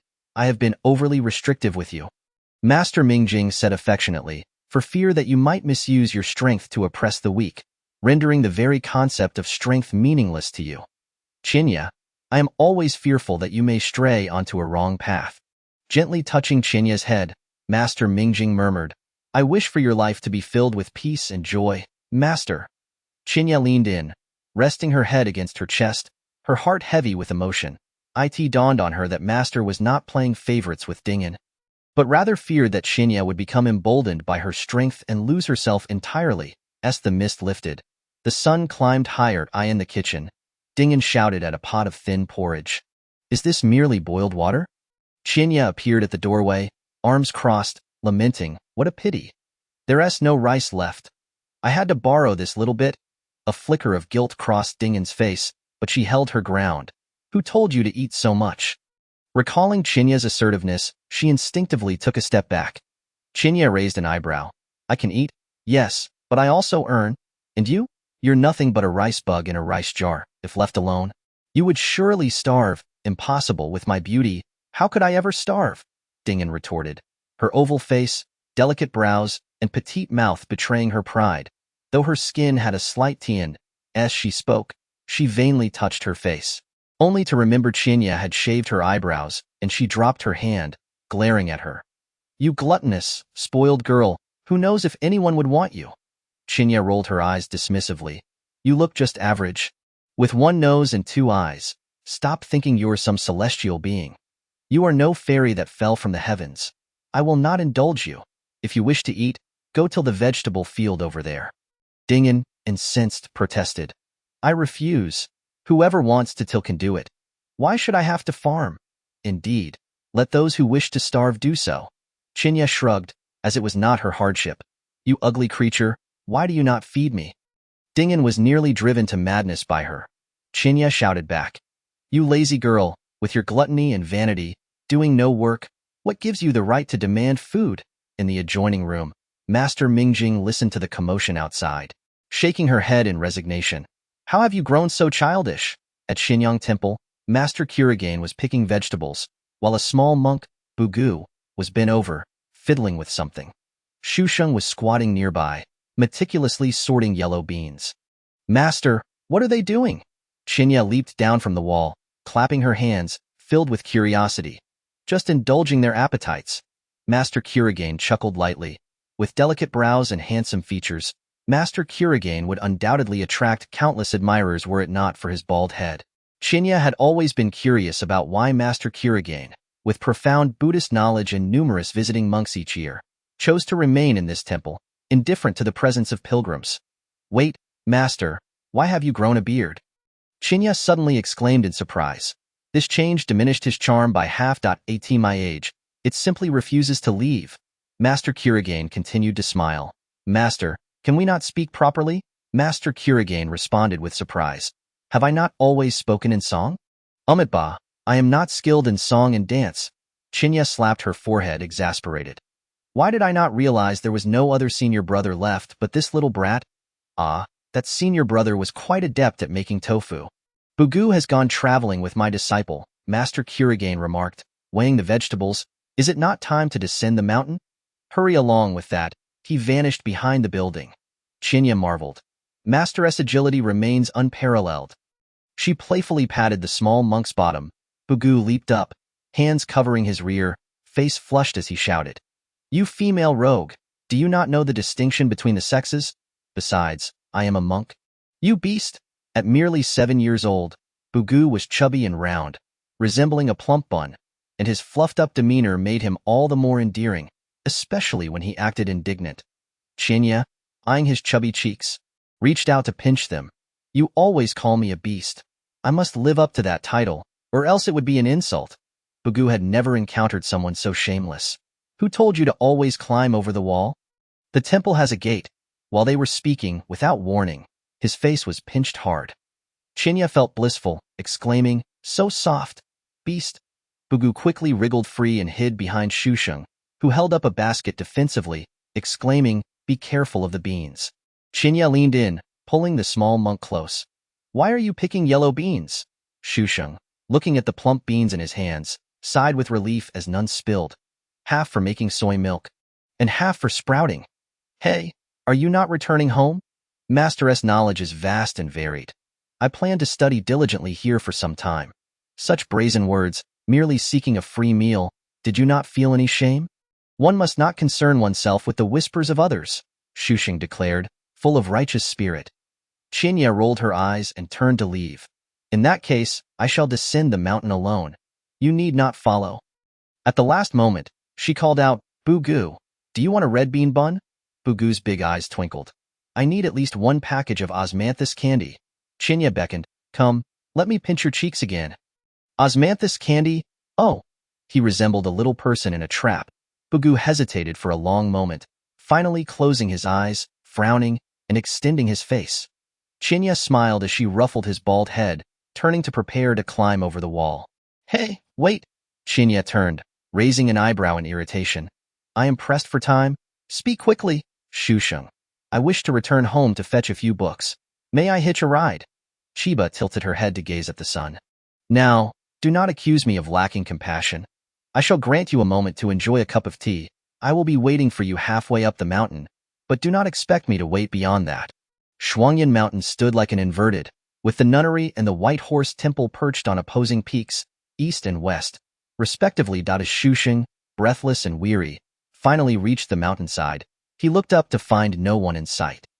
Stunned, he struck a tree in frustration. Even if he was late, surely she could have waited a little while. After a considerable time, a sound reached him from behind. Pat, pat. He turned to see Chiba approaching leisurely on what appeared to be a mule. You? Shusheng glared at her, fuming. Ah, here you are. Not too slow, I see. Chiba greeted him with a wave.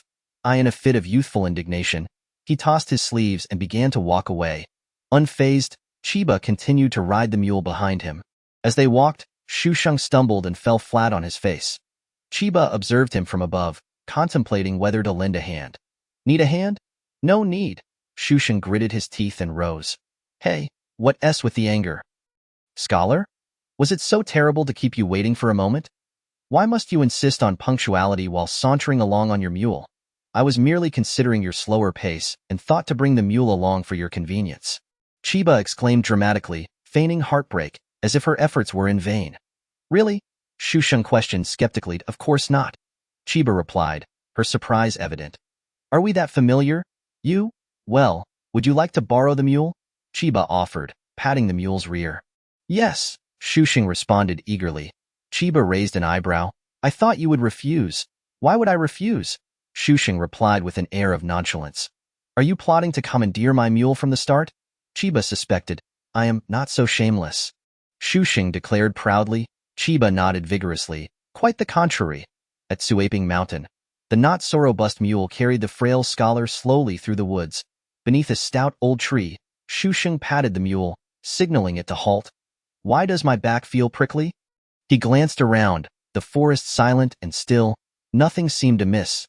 What is happening to me? Shusheng rubbed his arms, intending to take a rest, when a sharp, rancid wind swept toward him. He looked up, and terror gripped him. Ah, a wolf! The wolf's fangs were already bared before him. Help! Help! He screamed, instinctively rolling away as the startled mule bucked and galloped off. Shusheng managed to roll out of the wolf's path, scrambling to his feet and leaning against a tree.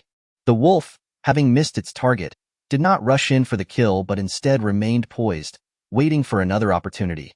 Please, don't come any closer. He trembled, grasping a dry branch to fend off the beast. Go away! Otherwise, I shall not hold back. Only then did he notice the wolf's gaunt frame, its ribs stark against its skin, patches of fur missing, one hind leg injured, blood still fresh. Its hungry green eyes fixated on him, saliva dripping from its jaw. Why do you keep staring at me? He whimpered, nearly in tears. Was this not the same wolf that had stalked him before? What had he done to deserve this? Shusheng quaked in fear, desperately needing rescue. A howl erupted as the wolf lunged at him. Shusheng covered his head and fled, shouting, Help! Help! I'm too thin. Not worth eating. Chiba, dear lady, Chiba the heroine. If you do not come to my aid soon, I shall be nothing but a lifeless corpse. Chapter 8. Whoosh, a blade, longer and thicker than an ordinary kitchen knife, was hurled from a distance, striking the wolf on its nape. The wolf lunged, its teeth grazing Shusheng's shoulder. Thump! The blade penetrated the wolf's skull. Chiba rushed over, kicking the ground beside him. Scholar? Scholar? Shusheng lay motionless, the wolf's weight pressing down on him. Though thin, the creature was not light. Chiba's heart raced. Had she been too slow? Surely he perished. She flipped him over, cautiously checking for breath. Phew, what a scare. He has only fainted. Chiba sighed in relief, her heart pounding. I can't play around like that again. If anything happened, I'd never forgive myself. Ugh, Shusheng groaned as he regained consciousness, finding himself draped across the mule's back, jolting with its movements. Ugh, he retched, expelling sour bile, feeling increasingly nauseated. Chiba helped him sit up. Here, drink some water and rinse your mouth. Shusheng glanced at her weakly. Not understanding his gaze, Chiba explained, the wolf is dead, buried in a pit. The mule returned after I called it a few times. Shusheng weakly pointed at himself. Chiba reassured him. Don't worry. I checked. Just a few bite marks. It looks worse than it is, by the way. I've extracted a wolf tooth for you. Here, take it. It wards off evil. She presented him with a red cord adorned with 2 wolf teeth. Shusheng instinctively winced at the pain in his shoulder, turning away. No, you've worked hard. Keep it for yourself. This is for you. It's very effective. Thank you. No, I insist. Shusheng waved his hand, sitting weakly on a stone. Breathing heavily, Chiba stood tall, scrutinizing him. Have you become angry, scholar? All right, I admit my fault. She bowed deeply, apologizing. I should have explained things beforehand. Relying on my skills, I acted recklessly and frightened you. My sincerest apologies. Shusheng turned his gaze elsewhere. Studying her intently, the young woman before him lacked striking beauty, grace, and wealth.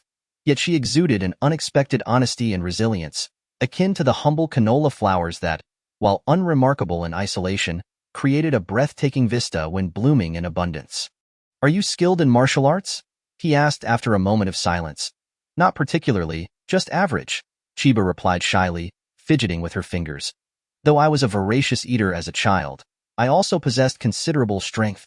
The abbess suggested I learn some martial arts to better control my strength and avoid breaking things. The master of Withering Glory would teach me a few moves when he had the time, but they never claimed I was ready to go out into the world. According to the abbess, I'm just a novice. What is there to be proud of? The master of Withering Glory would say, your lightness is no match for mine. Your palm technique is lacking, your legwork is inferior, and so on. How many years have I lived and how many have you? If you wish to leave the nest, perhaps eat a few more meals first. Hence, Chiba never regarded her martial arts as anything exceptional, merely convenient. This was Whiting and could so brazenly come and go. Chiba did not consider herself all that formidable. Otherwise, she would have dealt with him long ago. Oh, Shusheng nodded. Just as Chiba thought he would let it go or mention needing another meal, he suddenly sprang up, pointing a finger at her, shouting, So you think being skilled in martial arts makes you special? Does it make you proud? Does it mean you can disregard the lives of others? Does it grant you the right to act as you please? His thunderous voice startled Chiba, causing her to step back. Her heart racing, Shusheng paused to catch his breath.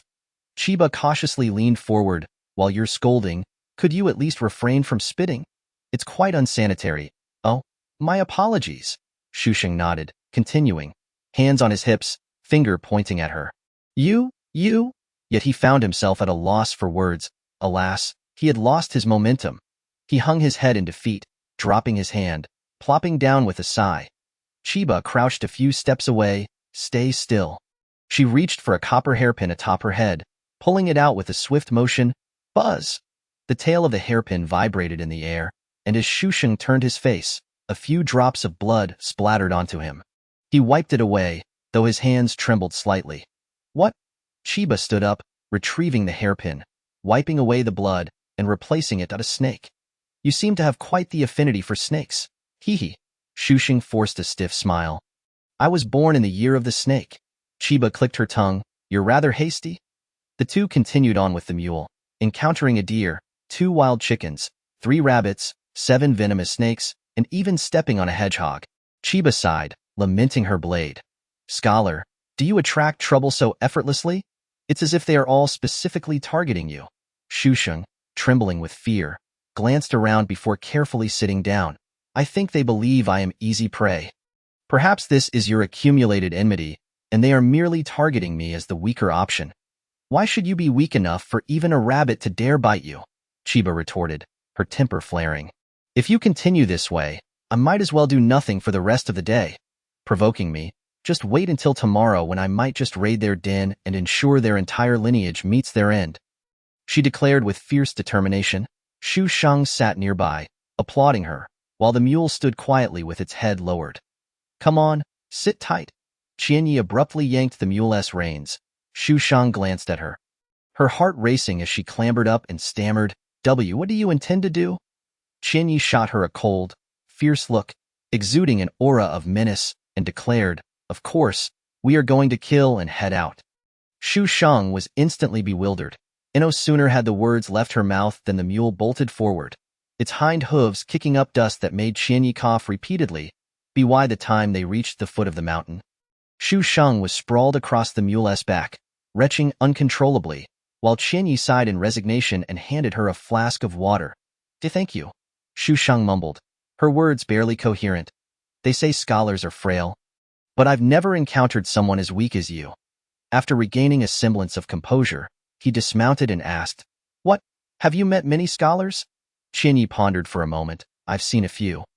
But I only truly know two. Master Ku Rong and you. Qianyi shook her head, unsure whether to lament or pity the situation. They are truly incomparable, in every aspect. Xu Shang discreetly spat out blood, feeling the sting of being thoroughly dismissed for the first time. What is wrong with me? He puffed out his chest. I hold the title of a scholar, and I was among the top few. Qianyi scoffed. Master Ku Rong was the top candidate in his year. Not to mention, he even passed the imperial examination. With another internal cough of blood, Xu Sheng's confidence deflated. Don't be deceived by the master's gentle demeanor. He possesses formidable martial skills. Its said he is both a warrior monk and a physician. With this revelation, Xu Sheng felt a crushing blow to his pride. The master also excels at making vegetarian dishes. When I was young, I often mooched off his meals, to the point that he would always set aside an extra bowl whenever he cooked. Oh, such a wonderful master. Yet he is bound to a monastic life. Qianyi lamented, if he weren't a monk, perhaps I could have had him as my mentor. You could choose to become a nun, but alas, you could never be a monk. Xu Shang jabbed at her heart. Keep your distance. How can I? I don't know the way. Head west for Lu County, east for An County. Xu Shang scrutinized the surroundings for a moment before striding forward. Unable to contain herself, Qianyi reminded him, this way leads west. If you wish to go home, An County is in the opposite direction. Oh, Xu Sheng nodded and continued walking ahead. Qianyi, exasperated, yanked him back and gave him a sound thrashing. I told you, An County is to the right, and Lu County is to the left. Why are you persistently heading towards Lu County? Xu Sheng, cradling his bruised head, timidly glanced at her. Is this the east? Qianyi watched him shake his head slowly, then kicked him away. The mule remained obstinately rooted to the spot, its load of rice and flour precariously stacked like a small mountain. Qianyi kicked it, urging, hurry up, I need to get back to prepare lunch. The mule lifted its hooves in protest, with such a heavy load. Why don't you help? Are you going to move or not? Qianyi narrowed her eyes, approaching with a knife in hand. Under her intimidation, the mule reluctantly shuffled forward. It's just 100 pounds of rice, 100 pounds of flour, and 10 pounds of oil. Can't you be a bit more useful? The mule snorted in indignation, turning its backside towards her and laboriously moving ahead. In the courtyard of Xiao Wang Temple, the little monk, startled by Qianyi's new hairstyle, nearly choked on the fruit in his mouth. Master Ku Rong, seated and reciting scriptures, reached out to pat his back. Be careful. You need lunch today. The little monk, not Gu, looked up with wide, frightened eyes. Why, master? He whimpered, pouting. Master Ku Rong's gaze was gentle, his expression kind. You should first learn how to eat properly, lest one day when I'm not around, you choke yourself. That would certainly bring me to tears. In a way, the little monk protested, puffing up his cheeks in defiance. Carrying the mule and its burdens, Qianyi entered, angrily tossing the mule to the ground. While unloading the rice and flour, she grumbled, this lazy mule, master, don't spare it for the new year. Let us butcher it soon. As she bent over to place the items down, the mule, having endured enough, charged at her. Qianyi dodged in a panic, annoyed. She kicked back. What? Am I afraid of you? With such a temper, can't I say anything? The mule kept butting its head against her, causing Qianyi to grit her teeth in irritation. Master, are you going to intervene? If you don't, I might just end up killing it. Master Ku Rong calmly sat nearby. Turning his beads, the Buddhist sanctuary is a place of purity. How can one engage in violence? Then I'll go out and deal with it, Qianyi declared menacingly, rolling up her sleeves as she approached the mule. The little monk, not Gu, trembled behind Master Ku Rong. Master. Qianyi is gone mad. Will she kill us to silence us? Perhaps we should hide. Alas, my disciple, what am I to do? Master Ku Rong sighed heavily.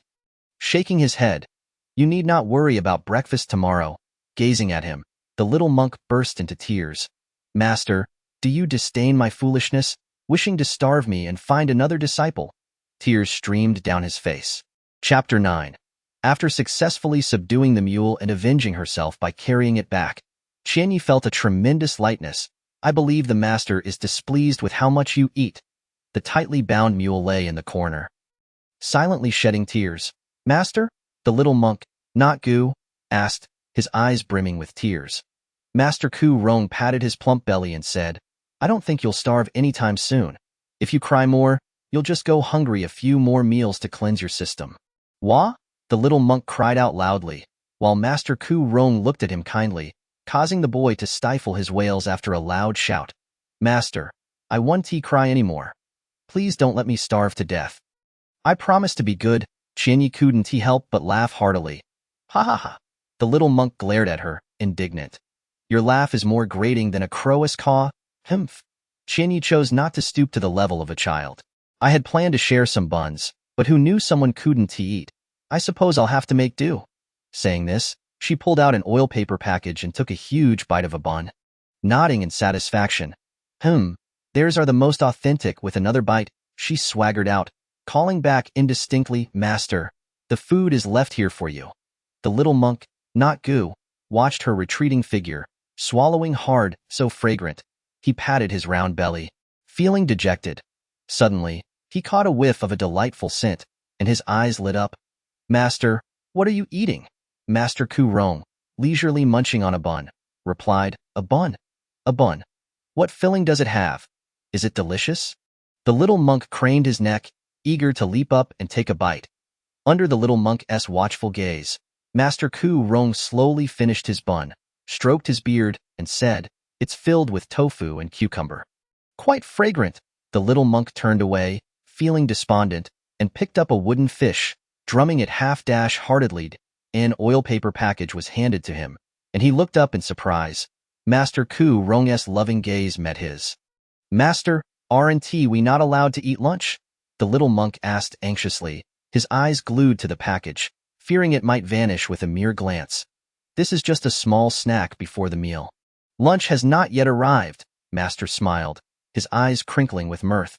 The little monk beamed, knowing that even if he couldn't eat lunch or tomorrow's breakfast, it wouldn't dampen his joy. Ah, this one is filled with greens, this one with radish, and this one with tofu. Oh, and this is sweet bean paste. Just as Qianyi entered the temple, Dingan lunged at her with a stick. She sidestepped and tripped him, sending him sprawling face first onto the ground, where he began to wail. Qianyi lifted him up, shaking her head disapprovingly. Why do you bother when you know you can't win against me? You jerk! You jerk! Dingan scolded, flailing with tears and snot streaming down his face. Qianyi wrinkled her nose in disgust, carefully pulling him away and setting him down. What have I done? Don't make it seem like I forced myself on you and then denied it. Dingan, momentarily speechless, suddenly screeched and lunged at her. You did that on purpose. In the distance, Master Ku Rong glanced toward the commotion. It has been a while since I've seen such liveliness. In front of the temple, someone cleared their throat. Be quiet. It appears you all have too much leisure time on your hands. Go and weed the vegetable garden in the back. Master Ming Jing stood at the door. Observing them quietly, Qianyi quickly pushed Dingan out, pointing at him with a feigned innocence. Master, I just got back, and he started making a fuss. I don't even know what he is upset about. Dingan, full of grievance, whimpered, Wah, master. Qianyi, she shaved all my hair. Master Mingjing nodded. You've already cried to me about this once. I also said that without evidence and without catching her in the act. I can't really punish her. Wah, no, master. Shi Dingan's face flushed with anger, and she stomped her feet, struggling to find her words. Of course, I am not the one to blame. Ahem, I am not that idle. In one corner, a bystander stood with hands clasped behind their back, gazing aimlessly at the sky, feigning indifference while their toes carelessly scratched the ground. No, master, she has shaved my hair clean off, Dingan exclaimed, her voice rising in indignation at Mingjing's nonchalant attitude. Oh, you've mentioned that thrice already, Mingjing replied calmly, casting a steady gaze upon her. No, she has shaved my hair, my hair, my hair, Dingan shouted, her eyes blazing with fury, wishing she could strangle Qinya. Meanwhile, Qinya turned her back, humming a little tune. Mingjing paused, momentarily taken aback, clearly not comprehending the gravity of the situation. Just as she was about to speak, a sudden realization crossed her mind, and she narrowed her eyes briefly, maintaining her serene demeanor as she gently remarked, "My dear child, cough cough, it's merely your eyebrows that are gone. They will grow back soon enough. Why make such a fuss that everyone can hear?" Dingan huffed in annoyance, calling out sharply, "Master! All right, the sun is rather strong today, cough cough. If you're feeling uncomfortable, why not return to your quarters to rest?" Mingjing suggested, an itch in her throat that she couldn't suppress. "Cough cough, let Qinya handle the backyard chores." Qinya quickly chimed in, eager to express her loyalty. "Master, I shall attend to it shortly." Mingjing cast her a nonchalant glance, her expression inscrutable. Qinya chuckled nervously, pressing on, "Master, I've already arranged a meeting with the doctor at Jian Hall. We should leave soon, it's getting late, and the mountain path is treacherous." After watching the two depart into the distance, Dingan seethed with barely contained rage, kicking the door and cursing, "That wretched girl. That filthy girl!" Choking on water, nearly suffocating while eating, and even stepping in dog droppings while walking. Achoo! Chinya's nose twitched, her ears burning, unsure of who was hurling insults at her. Surely it was Dingan. She rubbed her nose, mumbling incoherently. Mingjing let out a cold snort and stepped forward, tugging at Chinya's ear, scolding, "You, child, are becoming increasingly unruly, daring to do anything." "Ouch, ouch." Chinya craned her neck, supporting her head. "Master, be gentle. You don't even eat meat. Why must you always tug at my ears?" "Of course, it's merely for show," Mingjing replied with a smile, squeezing the words through her teeth. It hurts, master." Chinya looked up at her with pitiful, fluttering eyes. "Stop trying to feign innocence. You've gone too far by shaving her eyebrows, but how could you also remove the hair from that area?" Mingjing glared at her, exasperated. "I initially intended to let it go, but upon reflection, it felt unsatisfying," Chinya mumbled, pulling her head down. "You need not." Mingjing was too furious to continue speaking. "Hee hee." Chinya laughed awkwardly, recalling the razor on Dingan's table, still bearing 2 armpit hairs, and thought it would be amusing to play a prank. Who knew Dingan would react so dramatically? "Such a fuss, it'll grow back in a few days," Chinya scoffed. Mingjing waved her hand, urging her to step back. Wishing to avoid her headache, Chinya pouted, reluctantly lowering her head as she walked ahead. After a few steps, noticing that Mingjing had not followed, she turned back in confusion to find the master staring silently at the mountain peak across from them. "Master, are you tired?" Chinya asked, returning to her side and bending down. "How about I carry you? It would be quicker that way." "That would be acceptable." Mingjing's vitality seemed to have drained away, and she leaned onto Chinya's back. Her weight astonishingly light, but a wave of unease surged within Chinya, fearful that if she exerted too much force, Mingjing might shatter. To Jian Hall, the attending physician checked pulses while occasionally stroking his beard. Frowning and sighing now and then, Chinya, feeling anxious, wished she could straighten him up, exclaiming, "I say, doctor, please don't just shake your head. How is the master's condition?" The physician looked at her with displeasure. "You, young lady, possess not an ounce of patience." Chinya glared at him, sensing the palpable hostility directed towards her. The physician quickly changed his tone. "It's a simple case of wind cold combined with emotional distress. To put it plainly, her heart is troubled most, and the wind cold is secondary. I shall prescribe a remedy. 3 bowls of water boiled down to 1. to be taken morning and night. Return for a follow-up in half a month. He began writing the prescription on a sheet of paper. Qinya frowned as she observed him, suddenly turning to Mingjing and whispering, "Master, should we check the clinic across the street?" The physician, infuriated, slammed his pen down. "Do not presume that I cannot hear you. Though I am of advanced age, my hearing is still sharp. Let me tell you, I have practiced medicine for 30 years, and this is the first time I have encountered a girl so brazenly questioning my skills." He was seething, feeling that he must suppress this audacious spirit today, or he would struggle to maintain his reputation in the field. Mingjing felt a wave of embarrassment wash over her, wishing to strike Qinya down. Turning to scold her, "Silence, doctor, I apologize. This child is a bit foolish." Mingjing tightly pinched Qinya. "She simply lacks the ability to express herself. What are you dawdling for? Apologize to the doctor." Qinya grimaced in pain, rubbing her arm and pouting, "Doctor, I am foolish. You won't hold it against me, will you? Nor will you deliberately prescribe the wrong medicine, right?"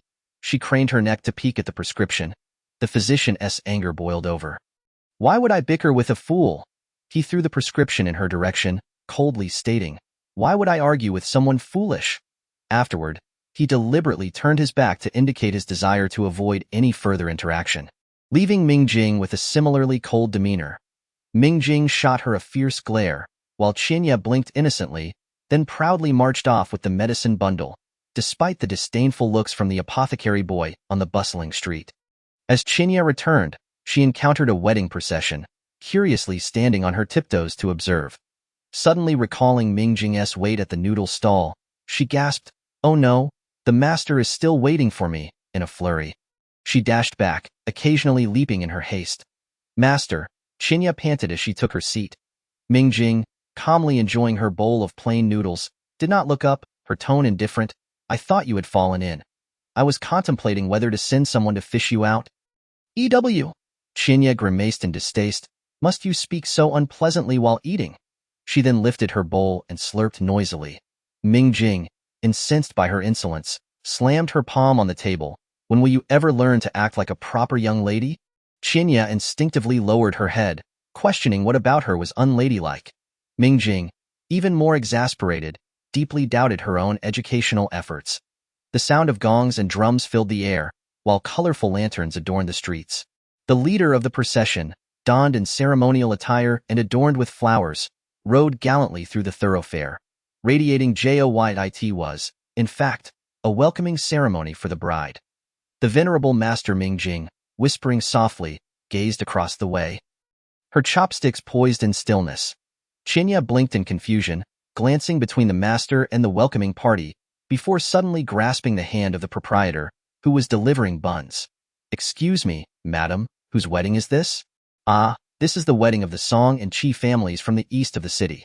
Both families are affluent, a match made in heaven. The couple, childhood sweethearts, had their engagement set since youth, and as soon as the girl came of age, the boy rushed to propose. Another lovely tale, indeed." The matron, with the wisdom of age, smiled, the corners of her eyes crinkling with joy for the newlyweds. Qinya, now enlightened, eagerly inquired, "Do they distribute wedding cakes?" "Indeed. It is said that anyone who enters merely needs to offer congratulations to receive 2 pieces," replied the plump proprietress with a sense of pride. "You seem quite knowledgeable, madam." Qinya leaned closer, her eyes sparkling with mischief. "Are the buns here delicious?" The proprietress chuckled. Qinya gave a thumbs up, nodding vigorously, "Absolutely.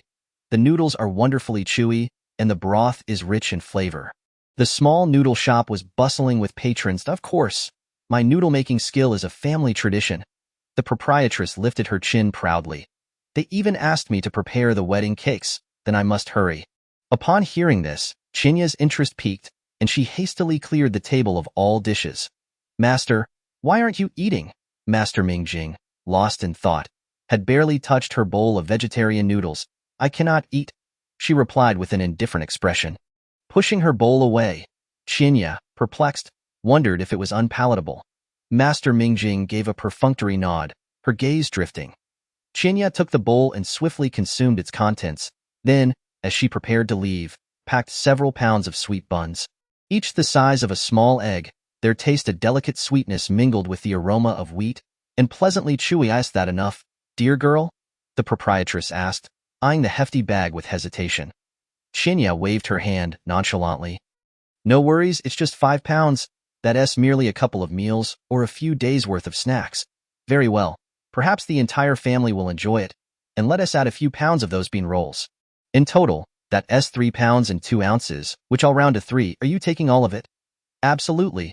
After packing her goods, Chinya made a special trip to the Chi family to collect 2 pieces of wedding cake. Master, she offered one to Ming Jing, who waved her hand dismissively. Chinya blinked in surprise, muttering, Master, do you find me embarrassing? She reluctantly took the cake back. Perhaps a little, Master Ming Jing replied weakly. Chinya, feeling dejected, tucked the treats behind her as she assisted Master Ming Jing on their way back. In An County at Hammer Village, Xu Sheng was crouched on the ground, diligently digging a pit, contemplating burying some silver and covering it with a heap of stinky socks. Suddenly, the door creaked loudly. Startled, Xu Sheng leapt up, his legs trembling slightly. Who's there? It's me, the village chief. The village chief, surnamed Peng, was one of the prominent families in the village, where the Peng and Zhang surnames held sway, leaving only a few households with the surname Xu. Scholar, are you home? His tone was somewhat surprised. Realizing it was the village chief, Xu Sheng hurried out from the kitchen, saying, Village chief, please be careful coming down. My door is not sturdy. Don't kick it down and invite thieves. Peng Dajin chuckled heartily. In your dilapidated yard, what could possibly be worth stealing? The land can't be moved. Xu Sheng shrugged off the comment. Even a broken house can be worth a fortune. What brings you here? Village chief? Well, Ma's wife mentioned she hadn't seen you for several days, so I came by to check on you. Peng Dajin's words were grandiose. Xu Sheng glanced at his door, which had been knocked askew, and replied, I was delivering some copied books a few days ago. Just returned. Does your foot hurt? He asked sympathetically. Peng Dajin seemed pleased, reveling in the flattery from the scholar, suddenly appreciating the power that came with his position. Not at all. My skin is tough. Ah, Xu Sheng nodded, but my door is delicate. I must trouble the village chief to fix it. Peng Dajin looked bewildered. What? You want me to repair your door? His eyes widened as if he had seen a ghost. Precisely, Xu Sheng replied. You kicked my door askew, and I neither accused nor scolded you. I merely request you to repair it. Is that too much to ask? Not just too much. It's utterly absurd. Peng Dajin raised his voice. I am the village chief. Yes, I know. Xu Sheng replied calmly. I am a scholar. The village chief glared at him, while Xu Sheng remained unfazed, stepping aside to pick up a broom and slowly sweeping the fallen leaves in the yard. He understood that while the villagers often referred to him as scholar, it was more teasing than respectful. After all, he was the only one in the village with the surname Xu, and he couldn't even afford a bowl of rice. He wore the same 2 patched outfits throughout the seasons. Sometimes he found it amusing. They revered scholars yet looked down upon them, all while hoping for a scholar to elevate their status. Indeed, human nature is often hypocritical and fickle. After a moment of tense silence, Peng Dajin finally walked over to fix the door. He realized his fate was to remain a village chief, and what if the scholar struck it lucky and became a successful candidate? It was better to keep the peace. Haha, what are you saying? It's just a door repair. He picked up a stone and began to nudge the door back into place. Come to my house for dinner tonight, and let us have a good chat. I plan to leave soon. Xu Sheng shook his head. What? Peng Dajin was taken aback. Where are you going? Didn't you just return? I came back to tidy up a few books. I am preparing to go to the temple to study hard for a while. Oh, that is certainly wise. Peng Dajin felt a twinge of respect, fearing that should Xu Sheng succeed, he might come back to trouble him. As he departed, Peng Dajin lamented his own difficulties, complaining about the villagers' defiance and the troublesome tax collectors. Xu Sheng listened politely, yet firmly ushered him out. After a while, Xu Sheng emerged with a wicker basket on his back. Behind him, someone peeked curiously from the door. Xu Sheng smirked and walked just 20 steps to the Ma family's home, dropping the wicker basket heavily on the ground. Aunt Ma, are you busy? Aunt Ma opened the door, her smile somewhat strained, her eyes involuntarily glancing at the basket. Scholar, are you heading out again? I'm preparing to go to the temple for some serious study. She leaned forward, straining to peek inside, her eyes sparkling with curiosity. Tell me, scholar, what treasure do you have that requires such secrecy? If you strike it rich, don't forget your neighbors. It's merely some old books. Shu Sheng replied with a smile that didn't quite reach his eyes. Aunt Ma, how about sharing some of your rice from the autumn harvest? Why should I share my rice with you? Aunt Ma's eyes nearly bulged. Exactly. So if I have money, it's my business. Why should I share it with you? Shu Sheng replied candidly, why poverty is my concern, and not being able to afford a meal is my issue. I haven't begged for your rice, so please don't keep pestering my yard. Rest assured, Aunt Ma, while I'm young and strong, I won't starve. By the time I do, you'll likely be buried in the ground. So don't worry about me. Aunt Ma's face turned various shades of white and green from anger. Finally, she struggled to lift the basket. Aunt Ma, don't stay cooped up inside. I saw your fields overrun with weeds when I returned. Dante, just focus on chatting with that. He turned and left. Behind him, Aunt Ma scratched her wall in frustration. What does he think he is? Just a scholar. So what if he is a scholar? He still can't afford meat, wearing nothing but patches. I have several acres of land. What do you have? She was furious that he couldn't even afford kanji, yet acted so self-important. Shu Sheng suddenly paused, turned around and flashed a bright smile. At least I don't have to perform labor service, I don't have to pay grain taxes, and I still have my rations. Can you say the same? This left Aunt Ma utterly speechless. Don't even think about claiming I made you faint and demanding I pay for your medicine. Be careful I don't accuse you of insulting a scholar. You? Aunt Ma's face turned red with rage, her veins bulging, wishing she could rush out and tear his mouth apart. When I return and find anything missing, I'll go straight to the magistrate. Shu Sheng declared as he turned to leave. Until his figure vanished from sight, Aunt Ma continued to fume. That cursed scholar, why doesn't he just starve to death? I hope his entire family perishes. Mother, what are you rambling about now? Her son, Ma Daodu, returned with a hoe and asked irritably. What did that scholar do to you? You're always cursing him. He has offended me. Aunt Ma still felt aggrieved. Can you believe he said if he finds anything missing when he returns, he'll report it to the authorities? Isn't he treating me like a thief? If it were me, I'd have reported it ages ago. Ma Daodu found this quite normal. What do you mean? Where did that old hen in our backyard come from? And what about that axe, as well as the cabinet in your room? Ma Dazu has always felt that his mother's penchant for petty theft has brought shame upon their family. So what if that hen wandered into my vegetable garden and ate my crops? Aunt Ma indignantly retorted, hands on her hips. Who let it wander here? And what's wrong with this axe? Can a mere scholar chop wood? If it weren't for my assistance, it would have rusted long ago. And what about this cabinet? Madaza countered. The door was unlocked, so you went in for a look and ended up bringing the cabinet back. I was just afraid a thief might break in. Aunt Ma insisted with righteous indignation, spitting as she spoke. They have several cabinets. What's wrong with me taking one? Is that not thievery? Ma Dazu was utterly confounded by his mother's twisted reasoning. Unable to argue back, fine. I'm leaving. Hey, you little rascal, where are you going? Aunt Ma shouted, her voice echoing. Chapter 11 in the temple. It was eerily silent, resembling a stagnant pool of water, devoid of any vitality. After Master Mingjing lay down, Qinya intended to prepare some food for her, but Master Mingjing waved her hand. No need, I just want to rest. You carry on with your tasks? Her complexion bore an unusual pallor, tinged with an unsettling hint of blue. Master, are you truly all right? Qinya expressed her concern. Don't worry, if I were to die, it would have happened long ago. She seemed rather unperturbed, a sentiment common among those who renounced the world. Her words reassured Qinya somewhat, who then slung her bundle over her shoulder and declared, Master, I'm heading to Tsuaping Mountain for a visit. Be careful. Master Mingjing, with great effort, sat up cross-legged, a string of prayer beads in her hand. I understand. I will return before dinner. No need to rush. As dusk descended beneath Tsuaping Mountain, Shu Sheng crouched beneath a large stone, clutching a basket of books, trembling from the chill. It's so cold. Why is the temperature on the mountain so low at dusk? The sounds of howling beasts blended with the wind rustling through the trees. Where is Qinya?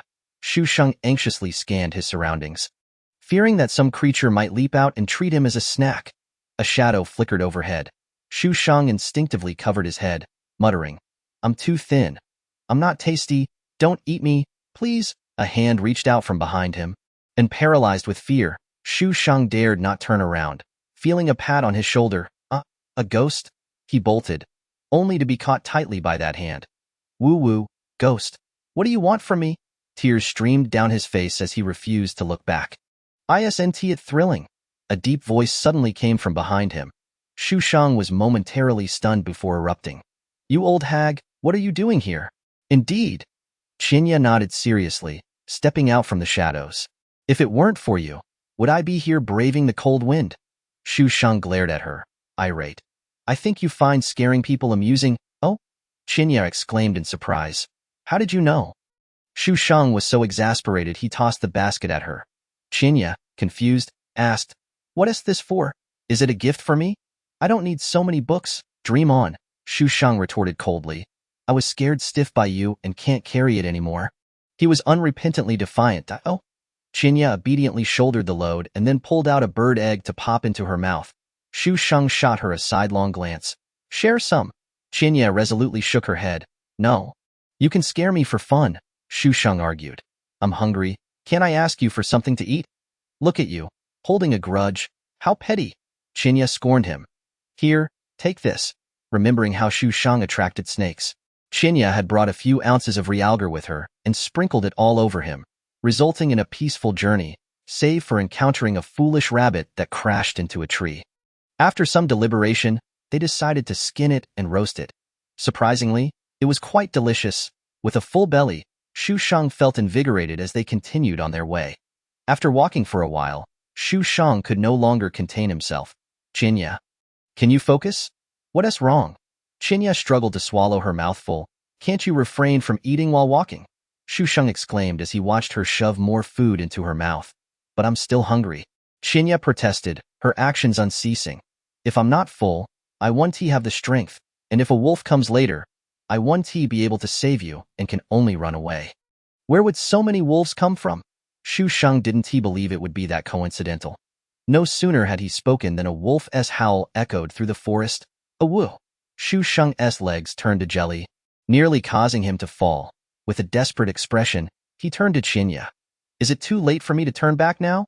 Qinya slowly shook her head. Then you should eat more, really stuff yourself, he urged, wishing he could help her. Qinya was furious and slapped him. Do you think I'm a pig? Stuff myself? Just walk faster, and it won't find you. You're no different from a pig. Shu Shang muttered, rubbing his head. Qinya clenched her fist. What did you say? Nothing, nothing. I was just saying I'm walking too slowly and should hurry, so I want to hold you back. Shu Shang quickly changed his tune. The two of them safely traversed Suaping Mountain and stood at the foot of Shuangyin Mountain. Shu Shang, resting his hands on his knees, gasped, Can we take a break? He was truly exhausted and hungry. I am fine, as long as you're not afraid. Qinya found a stone to sit on, pulled out an oiled paper package, and bit into a bean roll with a delighted squint. So delicious. The owner's cooking is fantastic. I should sneak away to learn from her someday. Shu Shang licked his lips, stealing glances, until he finally couldn't resist. Can I have two? No way, if I give you some. I want to have enough. Qinya, dear aunt. Qinya, the brave. 2 pieces. Shu Shang hastily accepted them and savored them slowly. By the time they reached Xiangwang Temple, it was already past midnight. The temple was simple, with only 2 rooms available for lodging. So Shu Shang shared a room with the young monk. Bu Jiu that moment. Bugu was tossing and turning in bed, unable to sleep. He rubbed his stomach, desperately swallowing to alleviate his hunger. Upon seeing Shu Shang enter, Bugu pouted. Why are you so late? If you delay any longer, it'll be dawn. Then he saw Qinya enter behind Shu Shang and exclaimed, How did you get in here? Qinya rolled her eyes. Why can't I come in? Don't you understand there's a difference between genders? The young monk Bugu was infuriated. He stared at her, and Qinya sighed. Realizing that this poor boy hadn't eaten lunch and was likely too hungry to sleep, I even saved him a package of sesame cakes, but it seems I'll have to bear the burden myself. With that, she opened the oiled paper package and popped one into her mouth. Wait! Stop! Bugu, barefoot, jumped off the bed and rushed over. While Qinya remained still, maintaining her pose, Bugu snatched the oiled paper package away. Not forgetting to take the one Qinya was about to eat as well, Qinya lamented. If you weren't a monk, you'd make a great bandit. Look at your plundering skills, fool, Bugu scoffed at her intellect. Being a bandit means everyone wants to catch you. Being a monk means everyone respects you. When hungry, you can beg for food without lifting a finger. How wonderful! Qinya was astonished. Kid, you've got quite the logic. Xu Shang was tidying his things nearby when he suddenly remarked, when I'm starving to death, I might consider becoming a monk? You? The two of them looked at him disdainfully. Why can't I? Xu Shang replied, puzzled, Qinya, to renounce the world, you must sever all worldly ties, Bugu. You must have a pure heart, Qinya. You must have a connection to Buddhism, Bugu. You must have wisdom. Just you? The two chimed in unison. That's not how you beg for food. Xu Shang rolled his eyes. You two think too darkly of people. Qinya and Bugu exchanged knowing glances and shared a smile. Some people are just inherently dark, rolling. Xu Shang angrily waved his sleeve, spouting nonsense and making baseless assumptions. He stormed out with a book in hand. As he walked, he suddenly muttered to himself, the dishes made by the master are indeed quite fragrant. From a distance, he spotted the light still on in Master Kuroi's room and thought to himself, since I can't sleep, I might as well go discuss learning with the master. Thus, he headed in that direction. The night deepened, the moon half obscured by dark clouds, casting irregular shadows across the ground. Suddenly, a shadow darted swiftly past. Xu Shang thought he was seeing things, but upon closer inspection, he realized there was no one there. It must have been a mistake. He tried to comfort himself, but his steps became hesitant. However, when he turned around, not far away, a shadow stood beneath a tree. Facing Master Kuroi's room, a thief. Xu Shang was instantly paralyzed with fear, his hands and feet turning cold, unable to move. Meanwhile, Qinya, who had been joking with the young monk, heard the scream, her expression sharpened, and she shot out like an arrow. Foolish scholar, what is going on? Chiba seized his shoulder, pulling him protectively behind her, while her peripheral vision caught sight of a shadow swiftly retreating.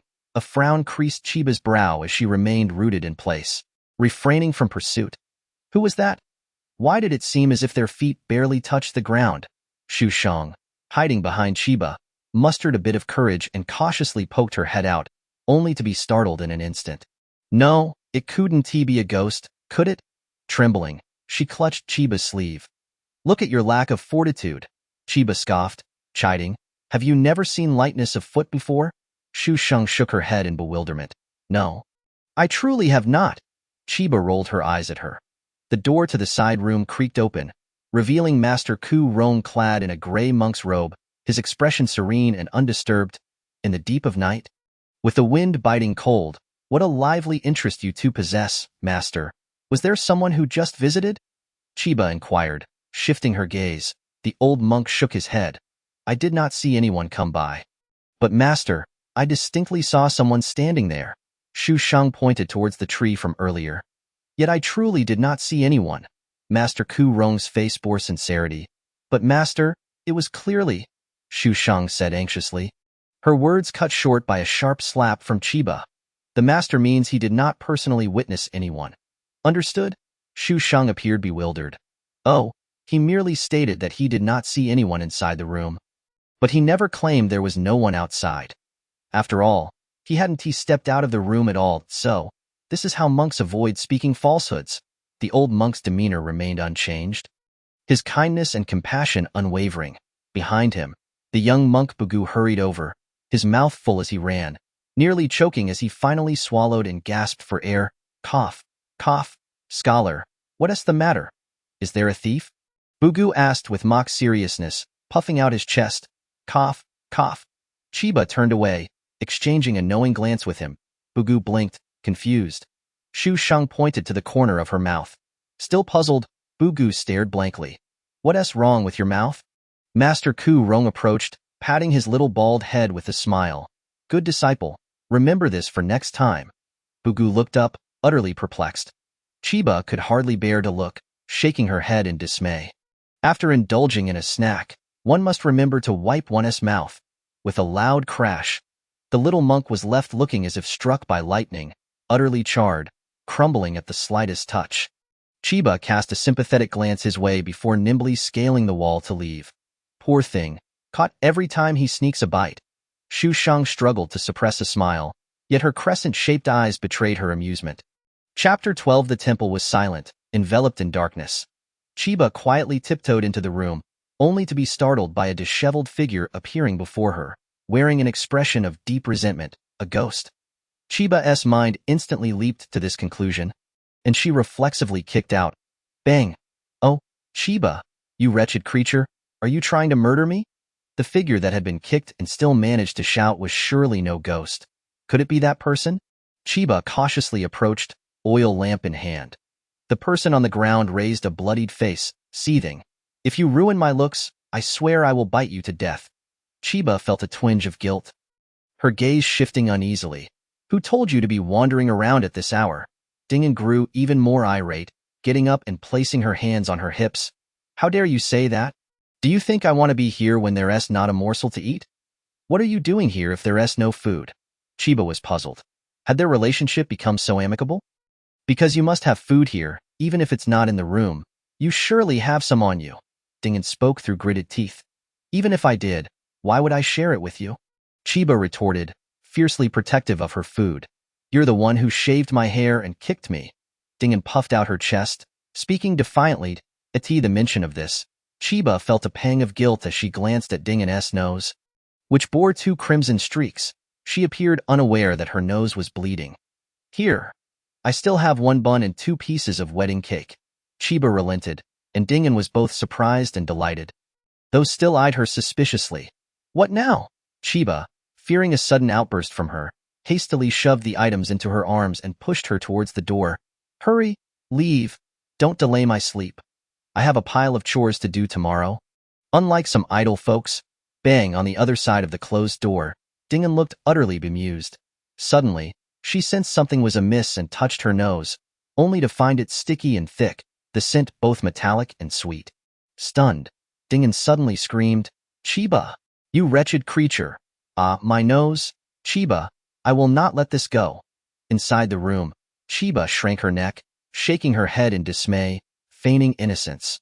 Once the outside fell silent, she opened the door to peek out, catching a distant glimpse of Master Ming Jing's room, shrouded in darkness. Furrowing her brow in contemplation, she quietly closed the door again. The next morning, Chiba rose, stretching and stepping outside.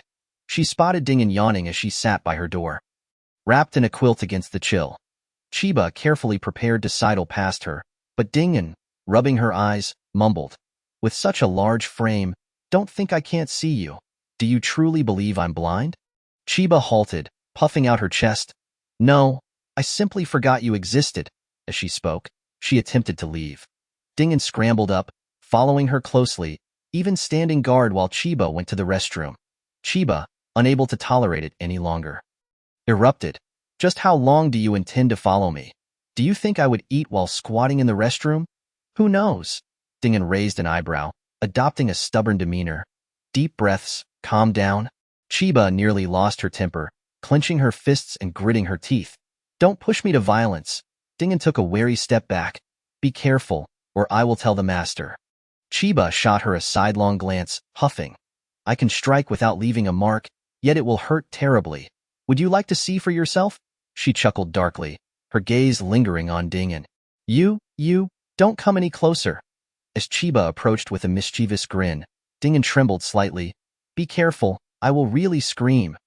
Master, save me. Dingen turned and bolted. Chiba flung off her shoe, sending it flying, and it hit its mark, thud. Dingen collapsed to the ground, motionless. Chiba approached, retrieving her shoe, and as she slipped it back on, she murmured, Dare to report me, and I'll make sure you regret it. Dingen gazed up at her with a forlorn expression, as if she had lost her authority. Is this how it will be from now on? No more indulgence? Indeed. I suddenly realized I have nurtured you for many years, and yet you are nothing but an ingrateful wretch. Chiba dusted off her hands, crouching down to look at her earnestly. Dingen, have you ever considered that while it is only natural for me to care for Master Ming Jing, why should I be burdened with raising such an ungrateful creature like you? There is no gratitude, just a belly full of complaints. Chiba's gaze was not harsh but rather clear and calm. Yet Dingen felt exposed, turning her head away to hide her shame. Stop expecting others to provide for you. You are not a beggar. Chiba rose and headed for the kitchen. What do you need me to do? A faint voice called from behind. Chiba stood with her back turned to her in the morning light, a faint smile gracing her lips. She brought in a basin of warm water, offering it to Master Ming Jing, who looked on with surprise. Then she assisted her with her morning ablutions. Master Ming Jing seemed somewhat taken aback, furrowing her brow and asking, "What is this?" Dingen was only this obedient when she first arrived at the temple. Dingen looked up with a dismal gaze, her tone heavy. Under one roof, one must bow their head. Master Ming Jing paused for a moment, then understanding dawned on her, and she chuckled softly. This child. Dingen bit her lip in frustration, feeling neglected, yet Master Ming Jing always pretended to care deeply. Since that is the case, please clean this room thoroughly and tidy up the Buddha hall as well. Master Ming Jing instructed lightly, before closing her eyes to recite the Ksitigarbha Sutra. Dingen's eyes turned red with anger. She endured for a long while, finally suppressing her tears of indignation as she carried the basin outside. She dared not cause a scene in front of Master Ming Jing. Oddly enough, the master had never laid a hand on her, yet Dingen felt a deep-seated fear of her in contrast. Chiba had been far too unruly in her youth and had indeed received her share of beatings from Master Ming Jing. After a while, Chiba cheerfully brought over breakfast. "Master, today I made some soft cheese. Please try it." The pale yellow cheese was sprinkled with green apricot bits and walnut pieces, looking utterly tempting. Master Ming Jing smiled as she glanced at her, accepting the dish and savoring it bite by bite. "Is it delicious?" Chiba looked on eagerly. "All right, I can see you're about to puff up with pride." Master Ming Jing playfully tapped her forehead, her patience evident. "Dingen won't be staying here much longer." "Why not?" Chiba was perplexed. "Because she is no longer a child." Master Ming Jing gazed pensively out of the window. "She is merely a year older than I," Chiba murmured, realizing. "So she is 19 this year?" "Oh, I understand now." Chiba's eyes sparkled with cleverness. "She wants to get married, doesn't she?" Her laughter was bright and open, her presence like a radiant flame. Suddenly, Master Ming Jing recognized that Chiba had grown into a young woman. "But why doesn't she return home?" Chiba muttered in dissatisfaction. "Why does she always linger in the temple, eating without working?" Master Ming Jing smiled faintly, pulling her close to sit down. "Do you know why she came to the temple?" Qinya furrowed her brow and pondered carefully, shaking her head. "I only remember that she seemed to have been sent here by her mother. Not sent, but thrown," Master Ming Jing corrected her. "Moreover, that wasn't her mother." "But her elder sister, thrown?" Qinya exclaimed in surprise. "Why would she be thrown away?" "Her mother gave birth to 5 daughters before finally having a son." Master Ming Jing maintained a serene expression, saying that after living for so long, one inevitably encounters various challenges to humanity's morals. The eldest and second sisters were kept, the third sister drowned, the fourth sister was born only to be drowned as well, but the eldest sister secretly rescued her and raised her. In the end, the eldest sister was beaten until she was covered in blood, yet the fourth sister was still discarded. Dingen is the 5th child, who was also supposed to be drowned, but I told her that if one commits too many sins, retribution will come. Her father, frightened by the thought of never having a son, had no choice but to bring her back and leave her with the eldest sister. She is quite pitiful. Qinya suddenly felt a twinge of guilt, seriously reflecting on the matter, but quickly shifted to thinking that Dingen deserved it for always causing trouble for her. Master Ming Jing gently caressed her hair and continued. By the time Dingen was 5 or 6 years old, the eldest sister was married off. Although they called it marriage, it was hardly different from selling her off. Not long after, the second sister was sold to human traffickers. Some parents can be so cruel to their flesh and blood that it sends chills down one's spine. With no one to care for Dingen and being too young to work, her mother simply discarded her, and it was only when her eldest sister stumbled upon her while foraging for wild vegetables that she was brought back to the mountains. In the blink of an eye, she has been here for so many years. Dingen always feels that she dislikes and is indifferent to her, but if she truly did not care, why would she have raised her for so long? Yet she still constantly complains about this and that, Qinya said indignantly. Master Ming Jing smiled gently.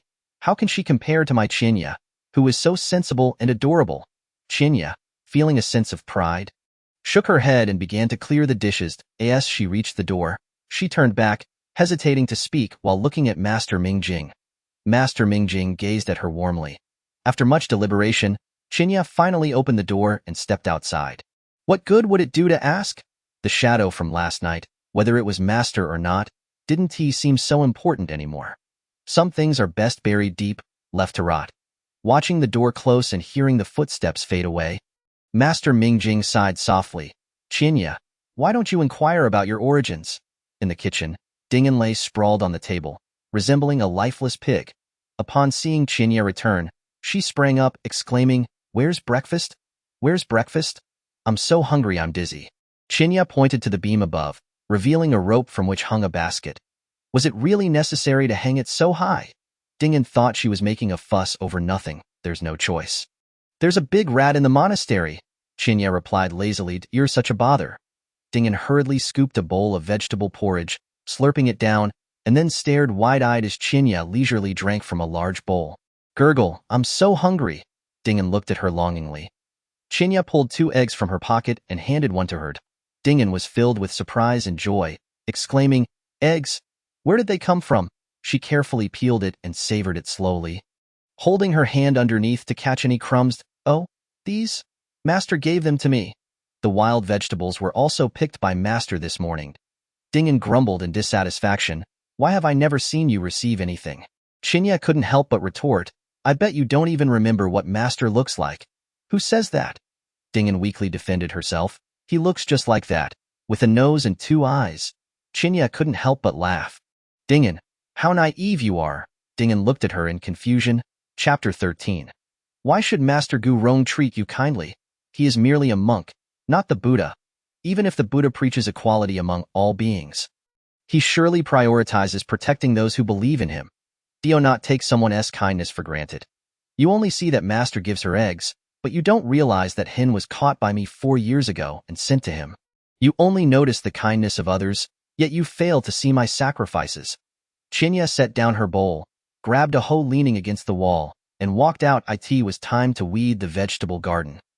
The gentle breeze wafted, and the sound of reading filled the air. Shusheng was crouched nearby, holding a book in one hand and watering with a ladle in the other, relying on his instincts. The little monk Bugga was squatting on the other side of the water bucket when he suddenly hurled the ladle at him in anger. You fool, can you not splash water on my feet? Oh no, oh no! Shusheng quickly covered his head, admitting his mistake. I know I was wrong.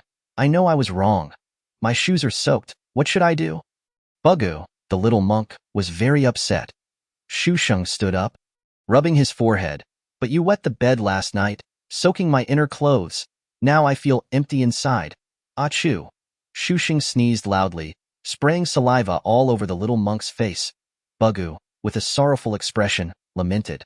I regret ever meeting you. Is that so? Unfortunately, it's a bit too late. Shusheng stifled a laugh, quickly wiping his face with his sleeve. Just as he lifted his sleeve, another sneeze erupted. Achoo! Achoo! Bugga was utterly drenched in saliva and snot, standing there with a look of despair. You're ruthless. Bugga sniffled, staring at Shusheng, afraid to move lest the large booger on his forehead drips down into his mouth. Shusheng felt at a loss, as he too found the situation somewhat disgusting. Can you hurry up? Bugga glared at him fiercely. If he didn't wipe it soon, it would drip down to his lips. Shusheng glanced at Bugga's forehead and then at his own sleeve, feeling reluctant. After all, this was his best outfit. After watering the plants, Chinya descended the hillside and spotted the 2 of them in a standoff from a distance. A rabbit leaped and landed on a tree behind them, lightly laughing as it asked, Are you 2 playing a staring contest? Woo-woo. Bugga blinked hard at her. Come save me, pft. Ha ha. Chinya burst into laughter. Bugga, how did you end up like this? Is this your latest training method? She laughed for a long while, and only when the little monk was on the verge of tears did she jump down, lifting Bugga's feet and dunking his head into the water bucket for a wash. Reminding him, Close your eyes. With a few swishes, Chinya set Bugga down and wiped his face dry with her sleeve. All right, all clean. Bugga instantly felt as if he had escaped from death, clutching his chest and sighing. No wonder Master said, enduring hardship and labor, one cultivates great use. Even the simplest can be profoundly genuine, as long as one's heart remains steadfast, forging ahead without fear of life or death. Why should I fear such a trivial thing as snot? The appearance of a learned monk astonished Chinya, who poked him and whispered, Do you know what those lines mean? Behind them, Shusheng was still rubbing his nose. Bugu shook his head earnestly, looking gloomy. I just wanted to pretend. Did you really have to expose me? How annoying. Okay. I admit my fault. Chinya quickly confessed and then turned, surprised to ask, Scholar, why have you been rubbing your nose this whole time? Shusheng replied nasally. My nose is a bit uncomfortable. It itches terribly. Chinya looked at him warily. You're not catching a cold, are you? Achoo. I don't know, achoo, achoo. Just as Shusheng opened his mouth to speak, Bugo had already squatted down swiftly, placing the ladle atop his head. Chinya was momentarily caught off guard, and being too close, by the time she reacted, Shusheng had already splashed her with saliva. Achoo. 2 streams of snot erupted, and Chinya hurriedly stepped back several paces. While her face was dodged, her shoes were not so fortunate. She looked down at the 2 streams of snot on her left foot, paused in silence, and then suddenly looked up with a radiant smile. Scholar, my kitchen knife has become rather dull, and I need to trouble you for a moment. Shusheng, however, felt a chill run down his spine. Shivering uncontrollably, with a smile, Chinya slowly reached toward her waist, and seeing this, Shusheng jumped up in alarm, shouting, I didn't mean it. I didn't mean it. He spun around, finally diving towards the large tree behind him, climbing up with a few swift motions, clinging to the trunk for dear life. Bugu watched him with pity and even took out his small wooden fish. Bookworm, don't be afraid. I'll chant the rebirth mantra for you. Chinya, with a cold expression, wiped her face clean, and as for her shoes, she found a few leaves to wipe them off as best as she could before walking over to the tree and circling it. Shusheng was on the verge of tears, trembling as he said to the little monk, Bugu, could you persuade Chinya to put down her knife? Bugu shook his round face, his tone helpless yet firm.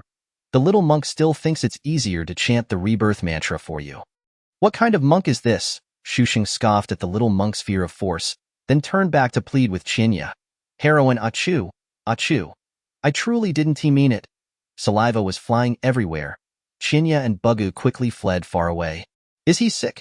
Chinya gazed hesitantly at the person in the tree. The little monk was evidently still haunted by Shusheng's saliva and snot. I wonder if he ate something wrong. The incessant sneezing finally caused Shusheng, who had been perched on the tree, to tumble down. He had been sneezing incessantly, causing the trunk to sway uncontrollably. When his hand slipped, he fell with a loud thud. The sound was so heavy it made one's teeth ache. Chinya stood before him, gazing down for a while, then suddenly crouched down to turn the person face up. Scholar? Scholar? Huh? Shusheng's face was flushed, and it was unclear whether it was from the fall or an illness. He seemed somewhat disoriented.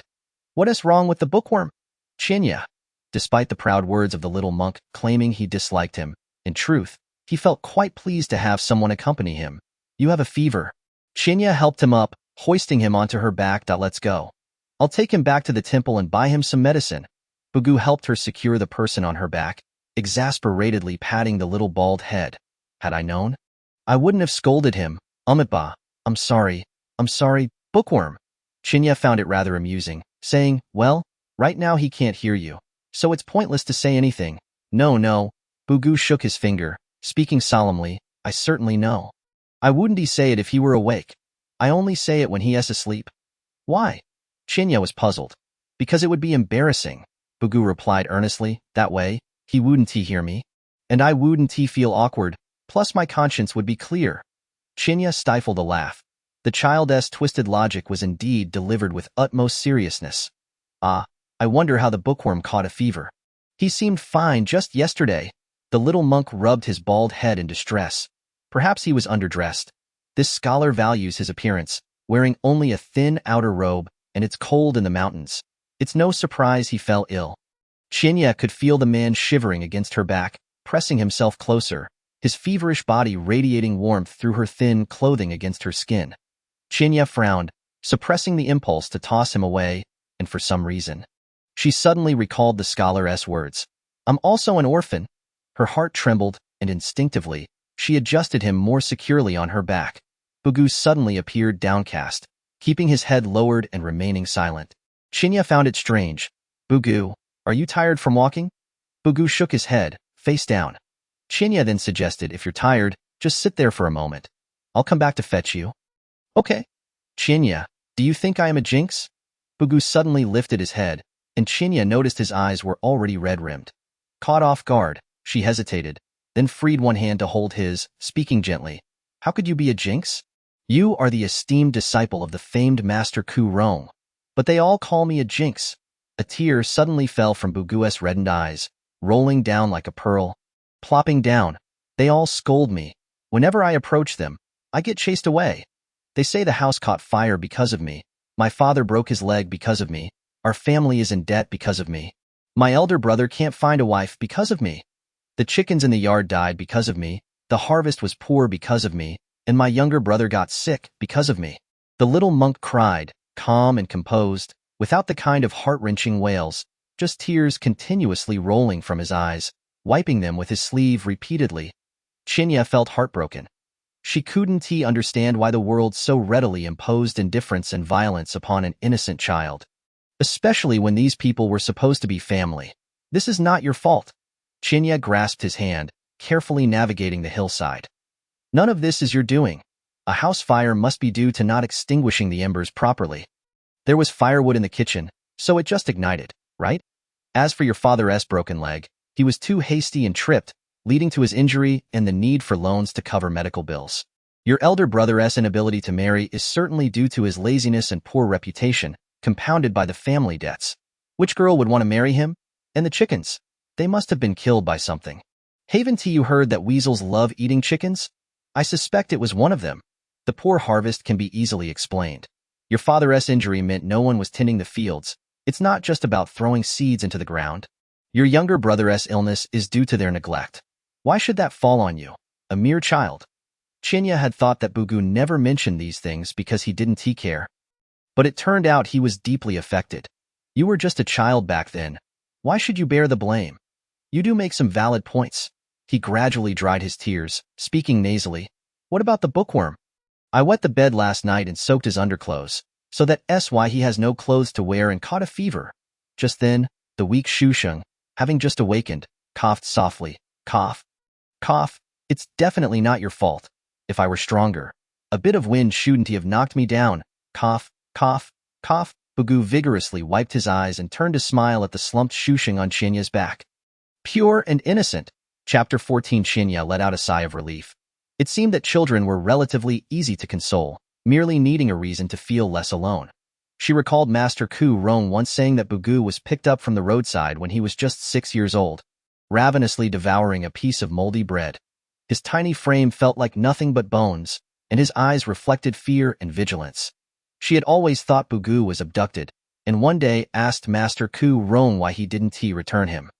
Master Ku Rong had looked at her silently, saying, "Is it necessary to find those who abandoned him?" Indeed, what was the point of seeking out one's biological parents only to ask why they had forsaken him? Or to be abandoned once more?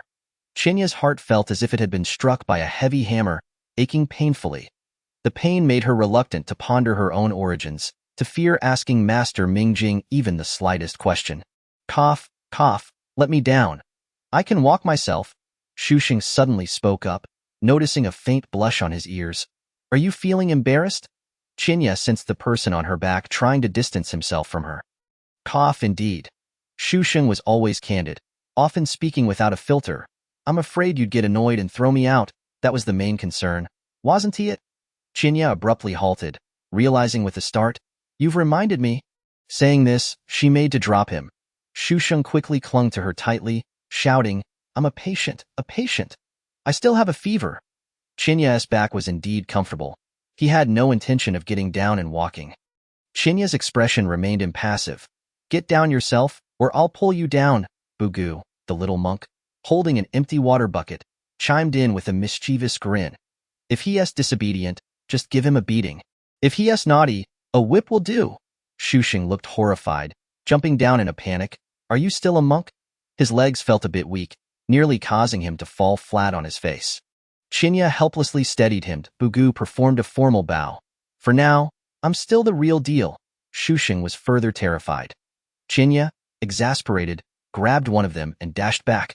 Upon reaching the Su Wang temple, Master Ku Rong checked Shusheng's pulse, then went to the kitchen to brew a bowl of soup. Chinya pinched her nose and stepped back. Master, what is this? It smells so peculiar. Bugu rushed in from behind Master, bubbling with excitement. I made it. Drink up, drink up. His eagerness made him appear very thrilled. Shusheng stared at the bowl of soup for a long while, finally speaking.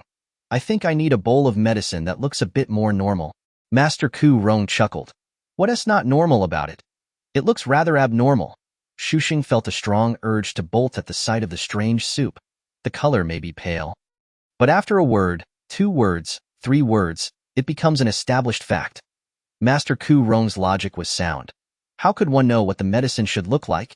It was merely hearsay, and after being repeated thrice, it seemingly became an accepted truth.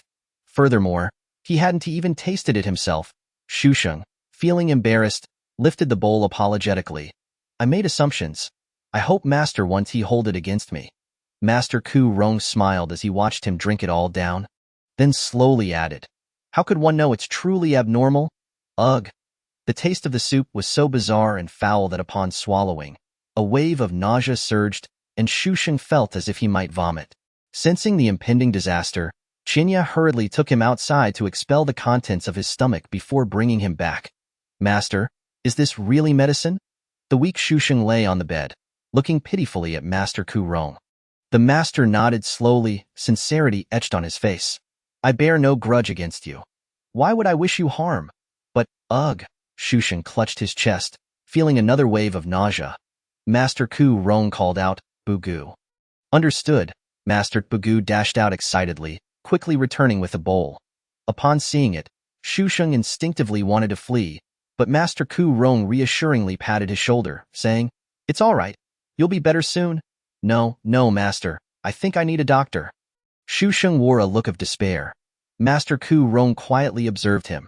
The poor monk also studies medicine. Have no fear, the Buddha will bless you. Saying this, he brought the bowl closer, gesturing for him to drink. Upon hearing the phrase the Buddha will bless you, Shusheng felt as though it meant, devotee, the Buddha is taking you to the Western paradise. He suddenly struggled, his voice trembling. Master, I do not believe in Buddhism. The Master Ku Rong calmly replied, precisely because of that, the Buddha must protect you even more. Shusheng immediately shook like a leaf, exclaiming, Master, you are a venerable monk. Chinya, hiding nearby, shook his head in disbelief, his large eyes wide with interest. The old monk knew that no matter how many times you praised me, this bowl of medicine still must be consumed. Master Ku Rong's expression remained serene, yet his intent was resolute. Shusheng cast a pained glance at the bowl of medicine. It bore no peculiar odor, but its vibrant green hue appeared far more terrifying than a bowl of arsenic. Left with no choice, Shusheng turned to Chinya with a pleading gaze, but Chinya shrugged, indicating his helplessness. In the end, Shusheng, steeling himself, raised the bowl and did not forget to remind Chinya, make sure to burn plenty of paper money for me. His expression was foolish, prompting Chinya to facepalm in exasperation. When Shusheng finally summoned the courage to down the contents in one gulp, Master Ku Rong slowly remarked, do not dismiss it based on its appearance, nor should you place blind trust in others. Such a naive child. Master Ku Rong sighed softly, harboring a slight animosity towards the world, yet easily trusting others. Child, I can only hope you do not suffer a great loss. Shusheng looked bewildered, blinking in confusion. With a clatter, the bowl slipped from his hands, rolling off the bed and crashing to the floor. Chinya approached and poked him. Master, is it all over now? When he awakens, he can take a few more pills, and he will be fine. Master Ku Rong picked up the bowl, preparing to leave. Chinya bounced along behind him. Unable to contain herself, Chinya muttered, if you want to help the scholar strengthen his constitution, why frighten him so? If she did not know Master Ku Rong's true nature, she would surely think he was a heartless doctor disguised in the robes of Buddhism. Perhaps, Master Ku Rong turned around with a smile, saying, I am simply too idle. Chinya, skeptical, felt that Master was perhaps exacting revenge for that night's events.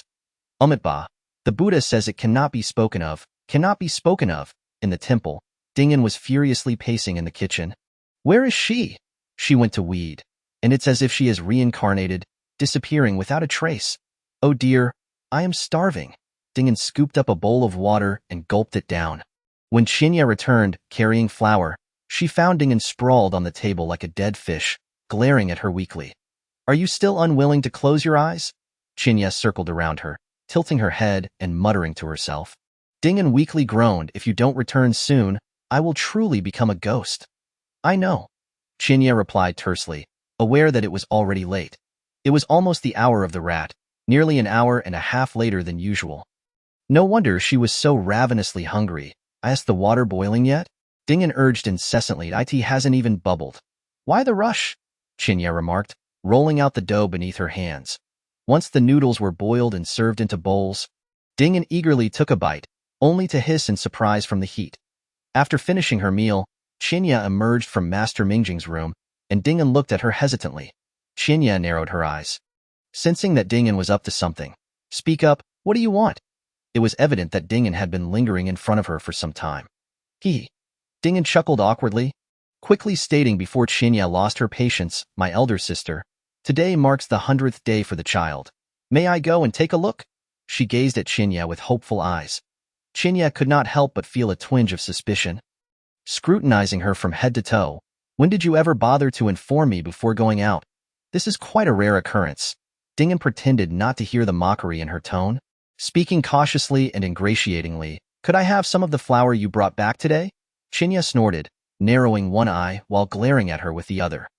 Dingen lowered her head, visibly embarrassed. Suddenly, Chinya recalled Master Mingjing's words about Dingen's origins, and her disdain for her lessened considerably. Rising, Chinya found a cloth bag and poured a third of the flour into it. She had carried back 20 pounds, consumed 2 pounds, and now 6 pounds were gone in an instant, causing her a slight pang of regret. Fortunately, she was naturally generous and quickly let it go. Here, take it.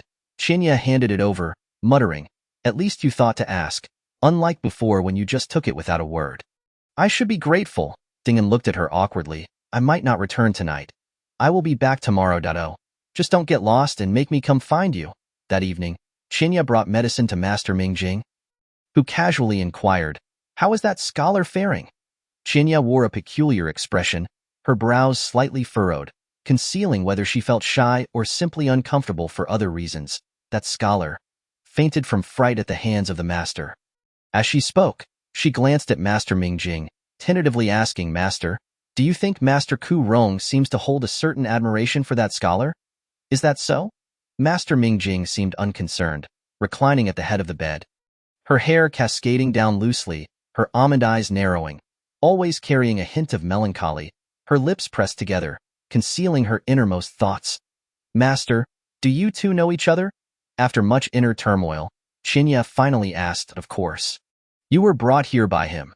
Master Mingjing appeared lost in thought, as she often did lately, or perhaps she had always been this way. It was just that with her worsening illness, emotions previously hidden had suddenly surfaced, and she clearly wished to retreat from the world.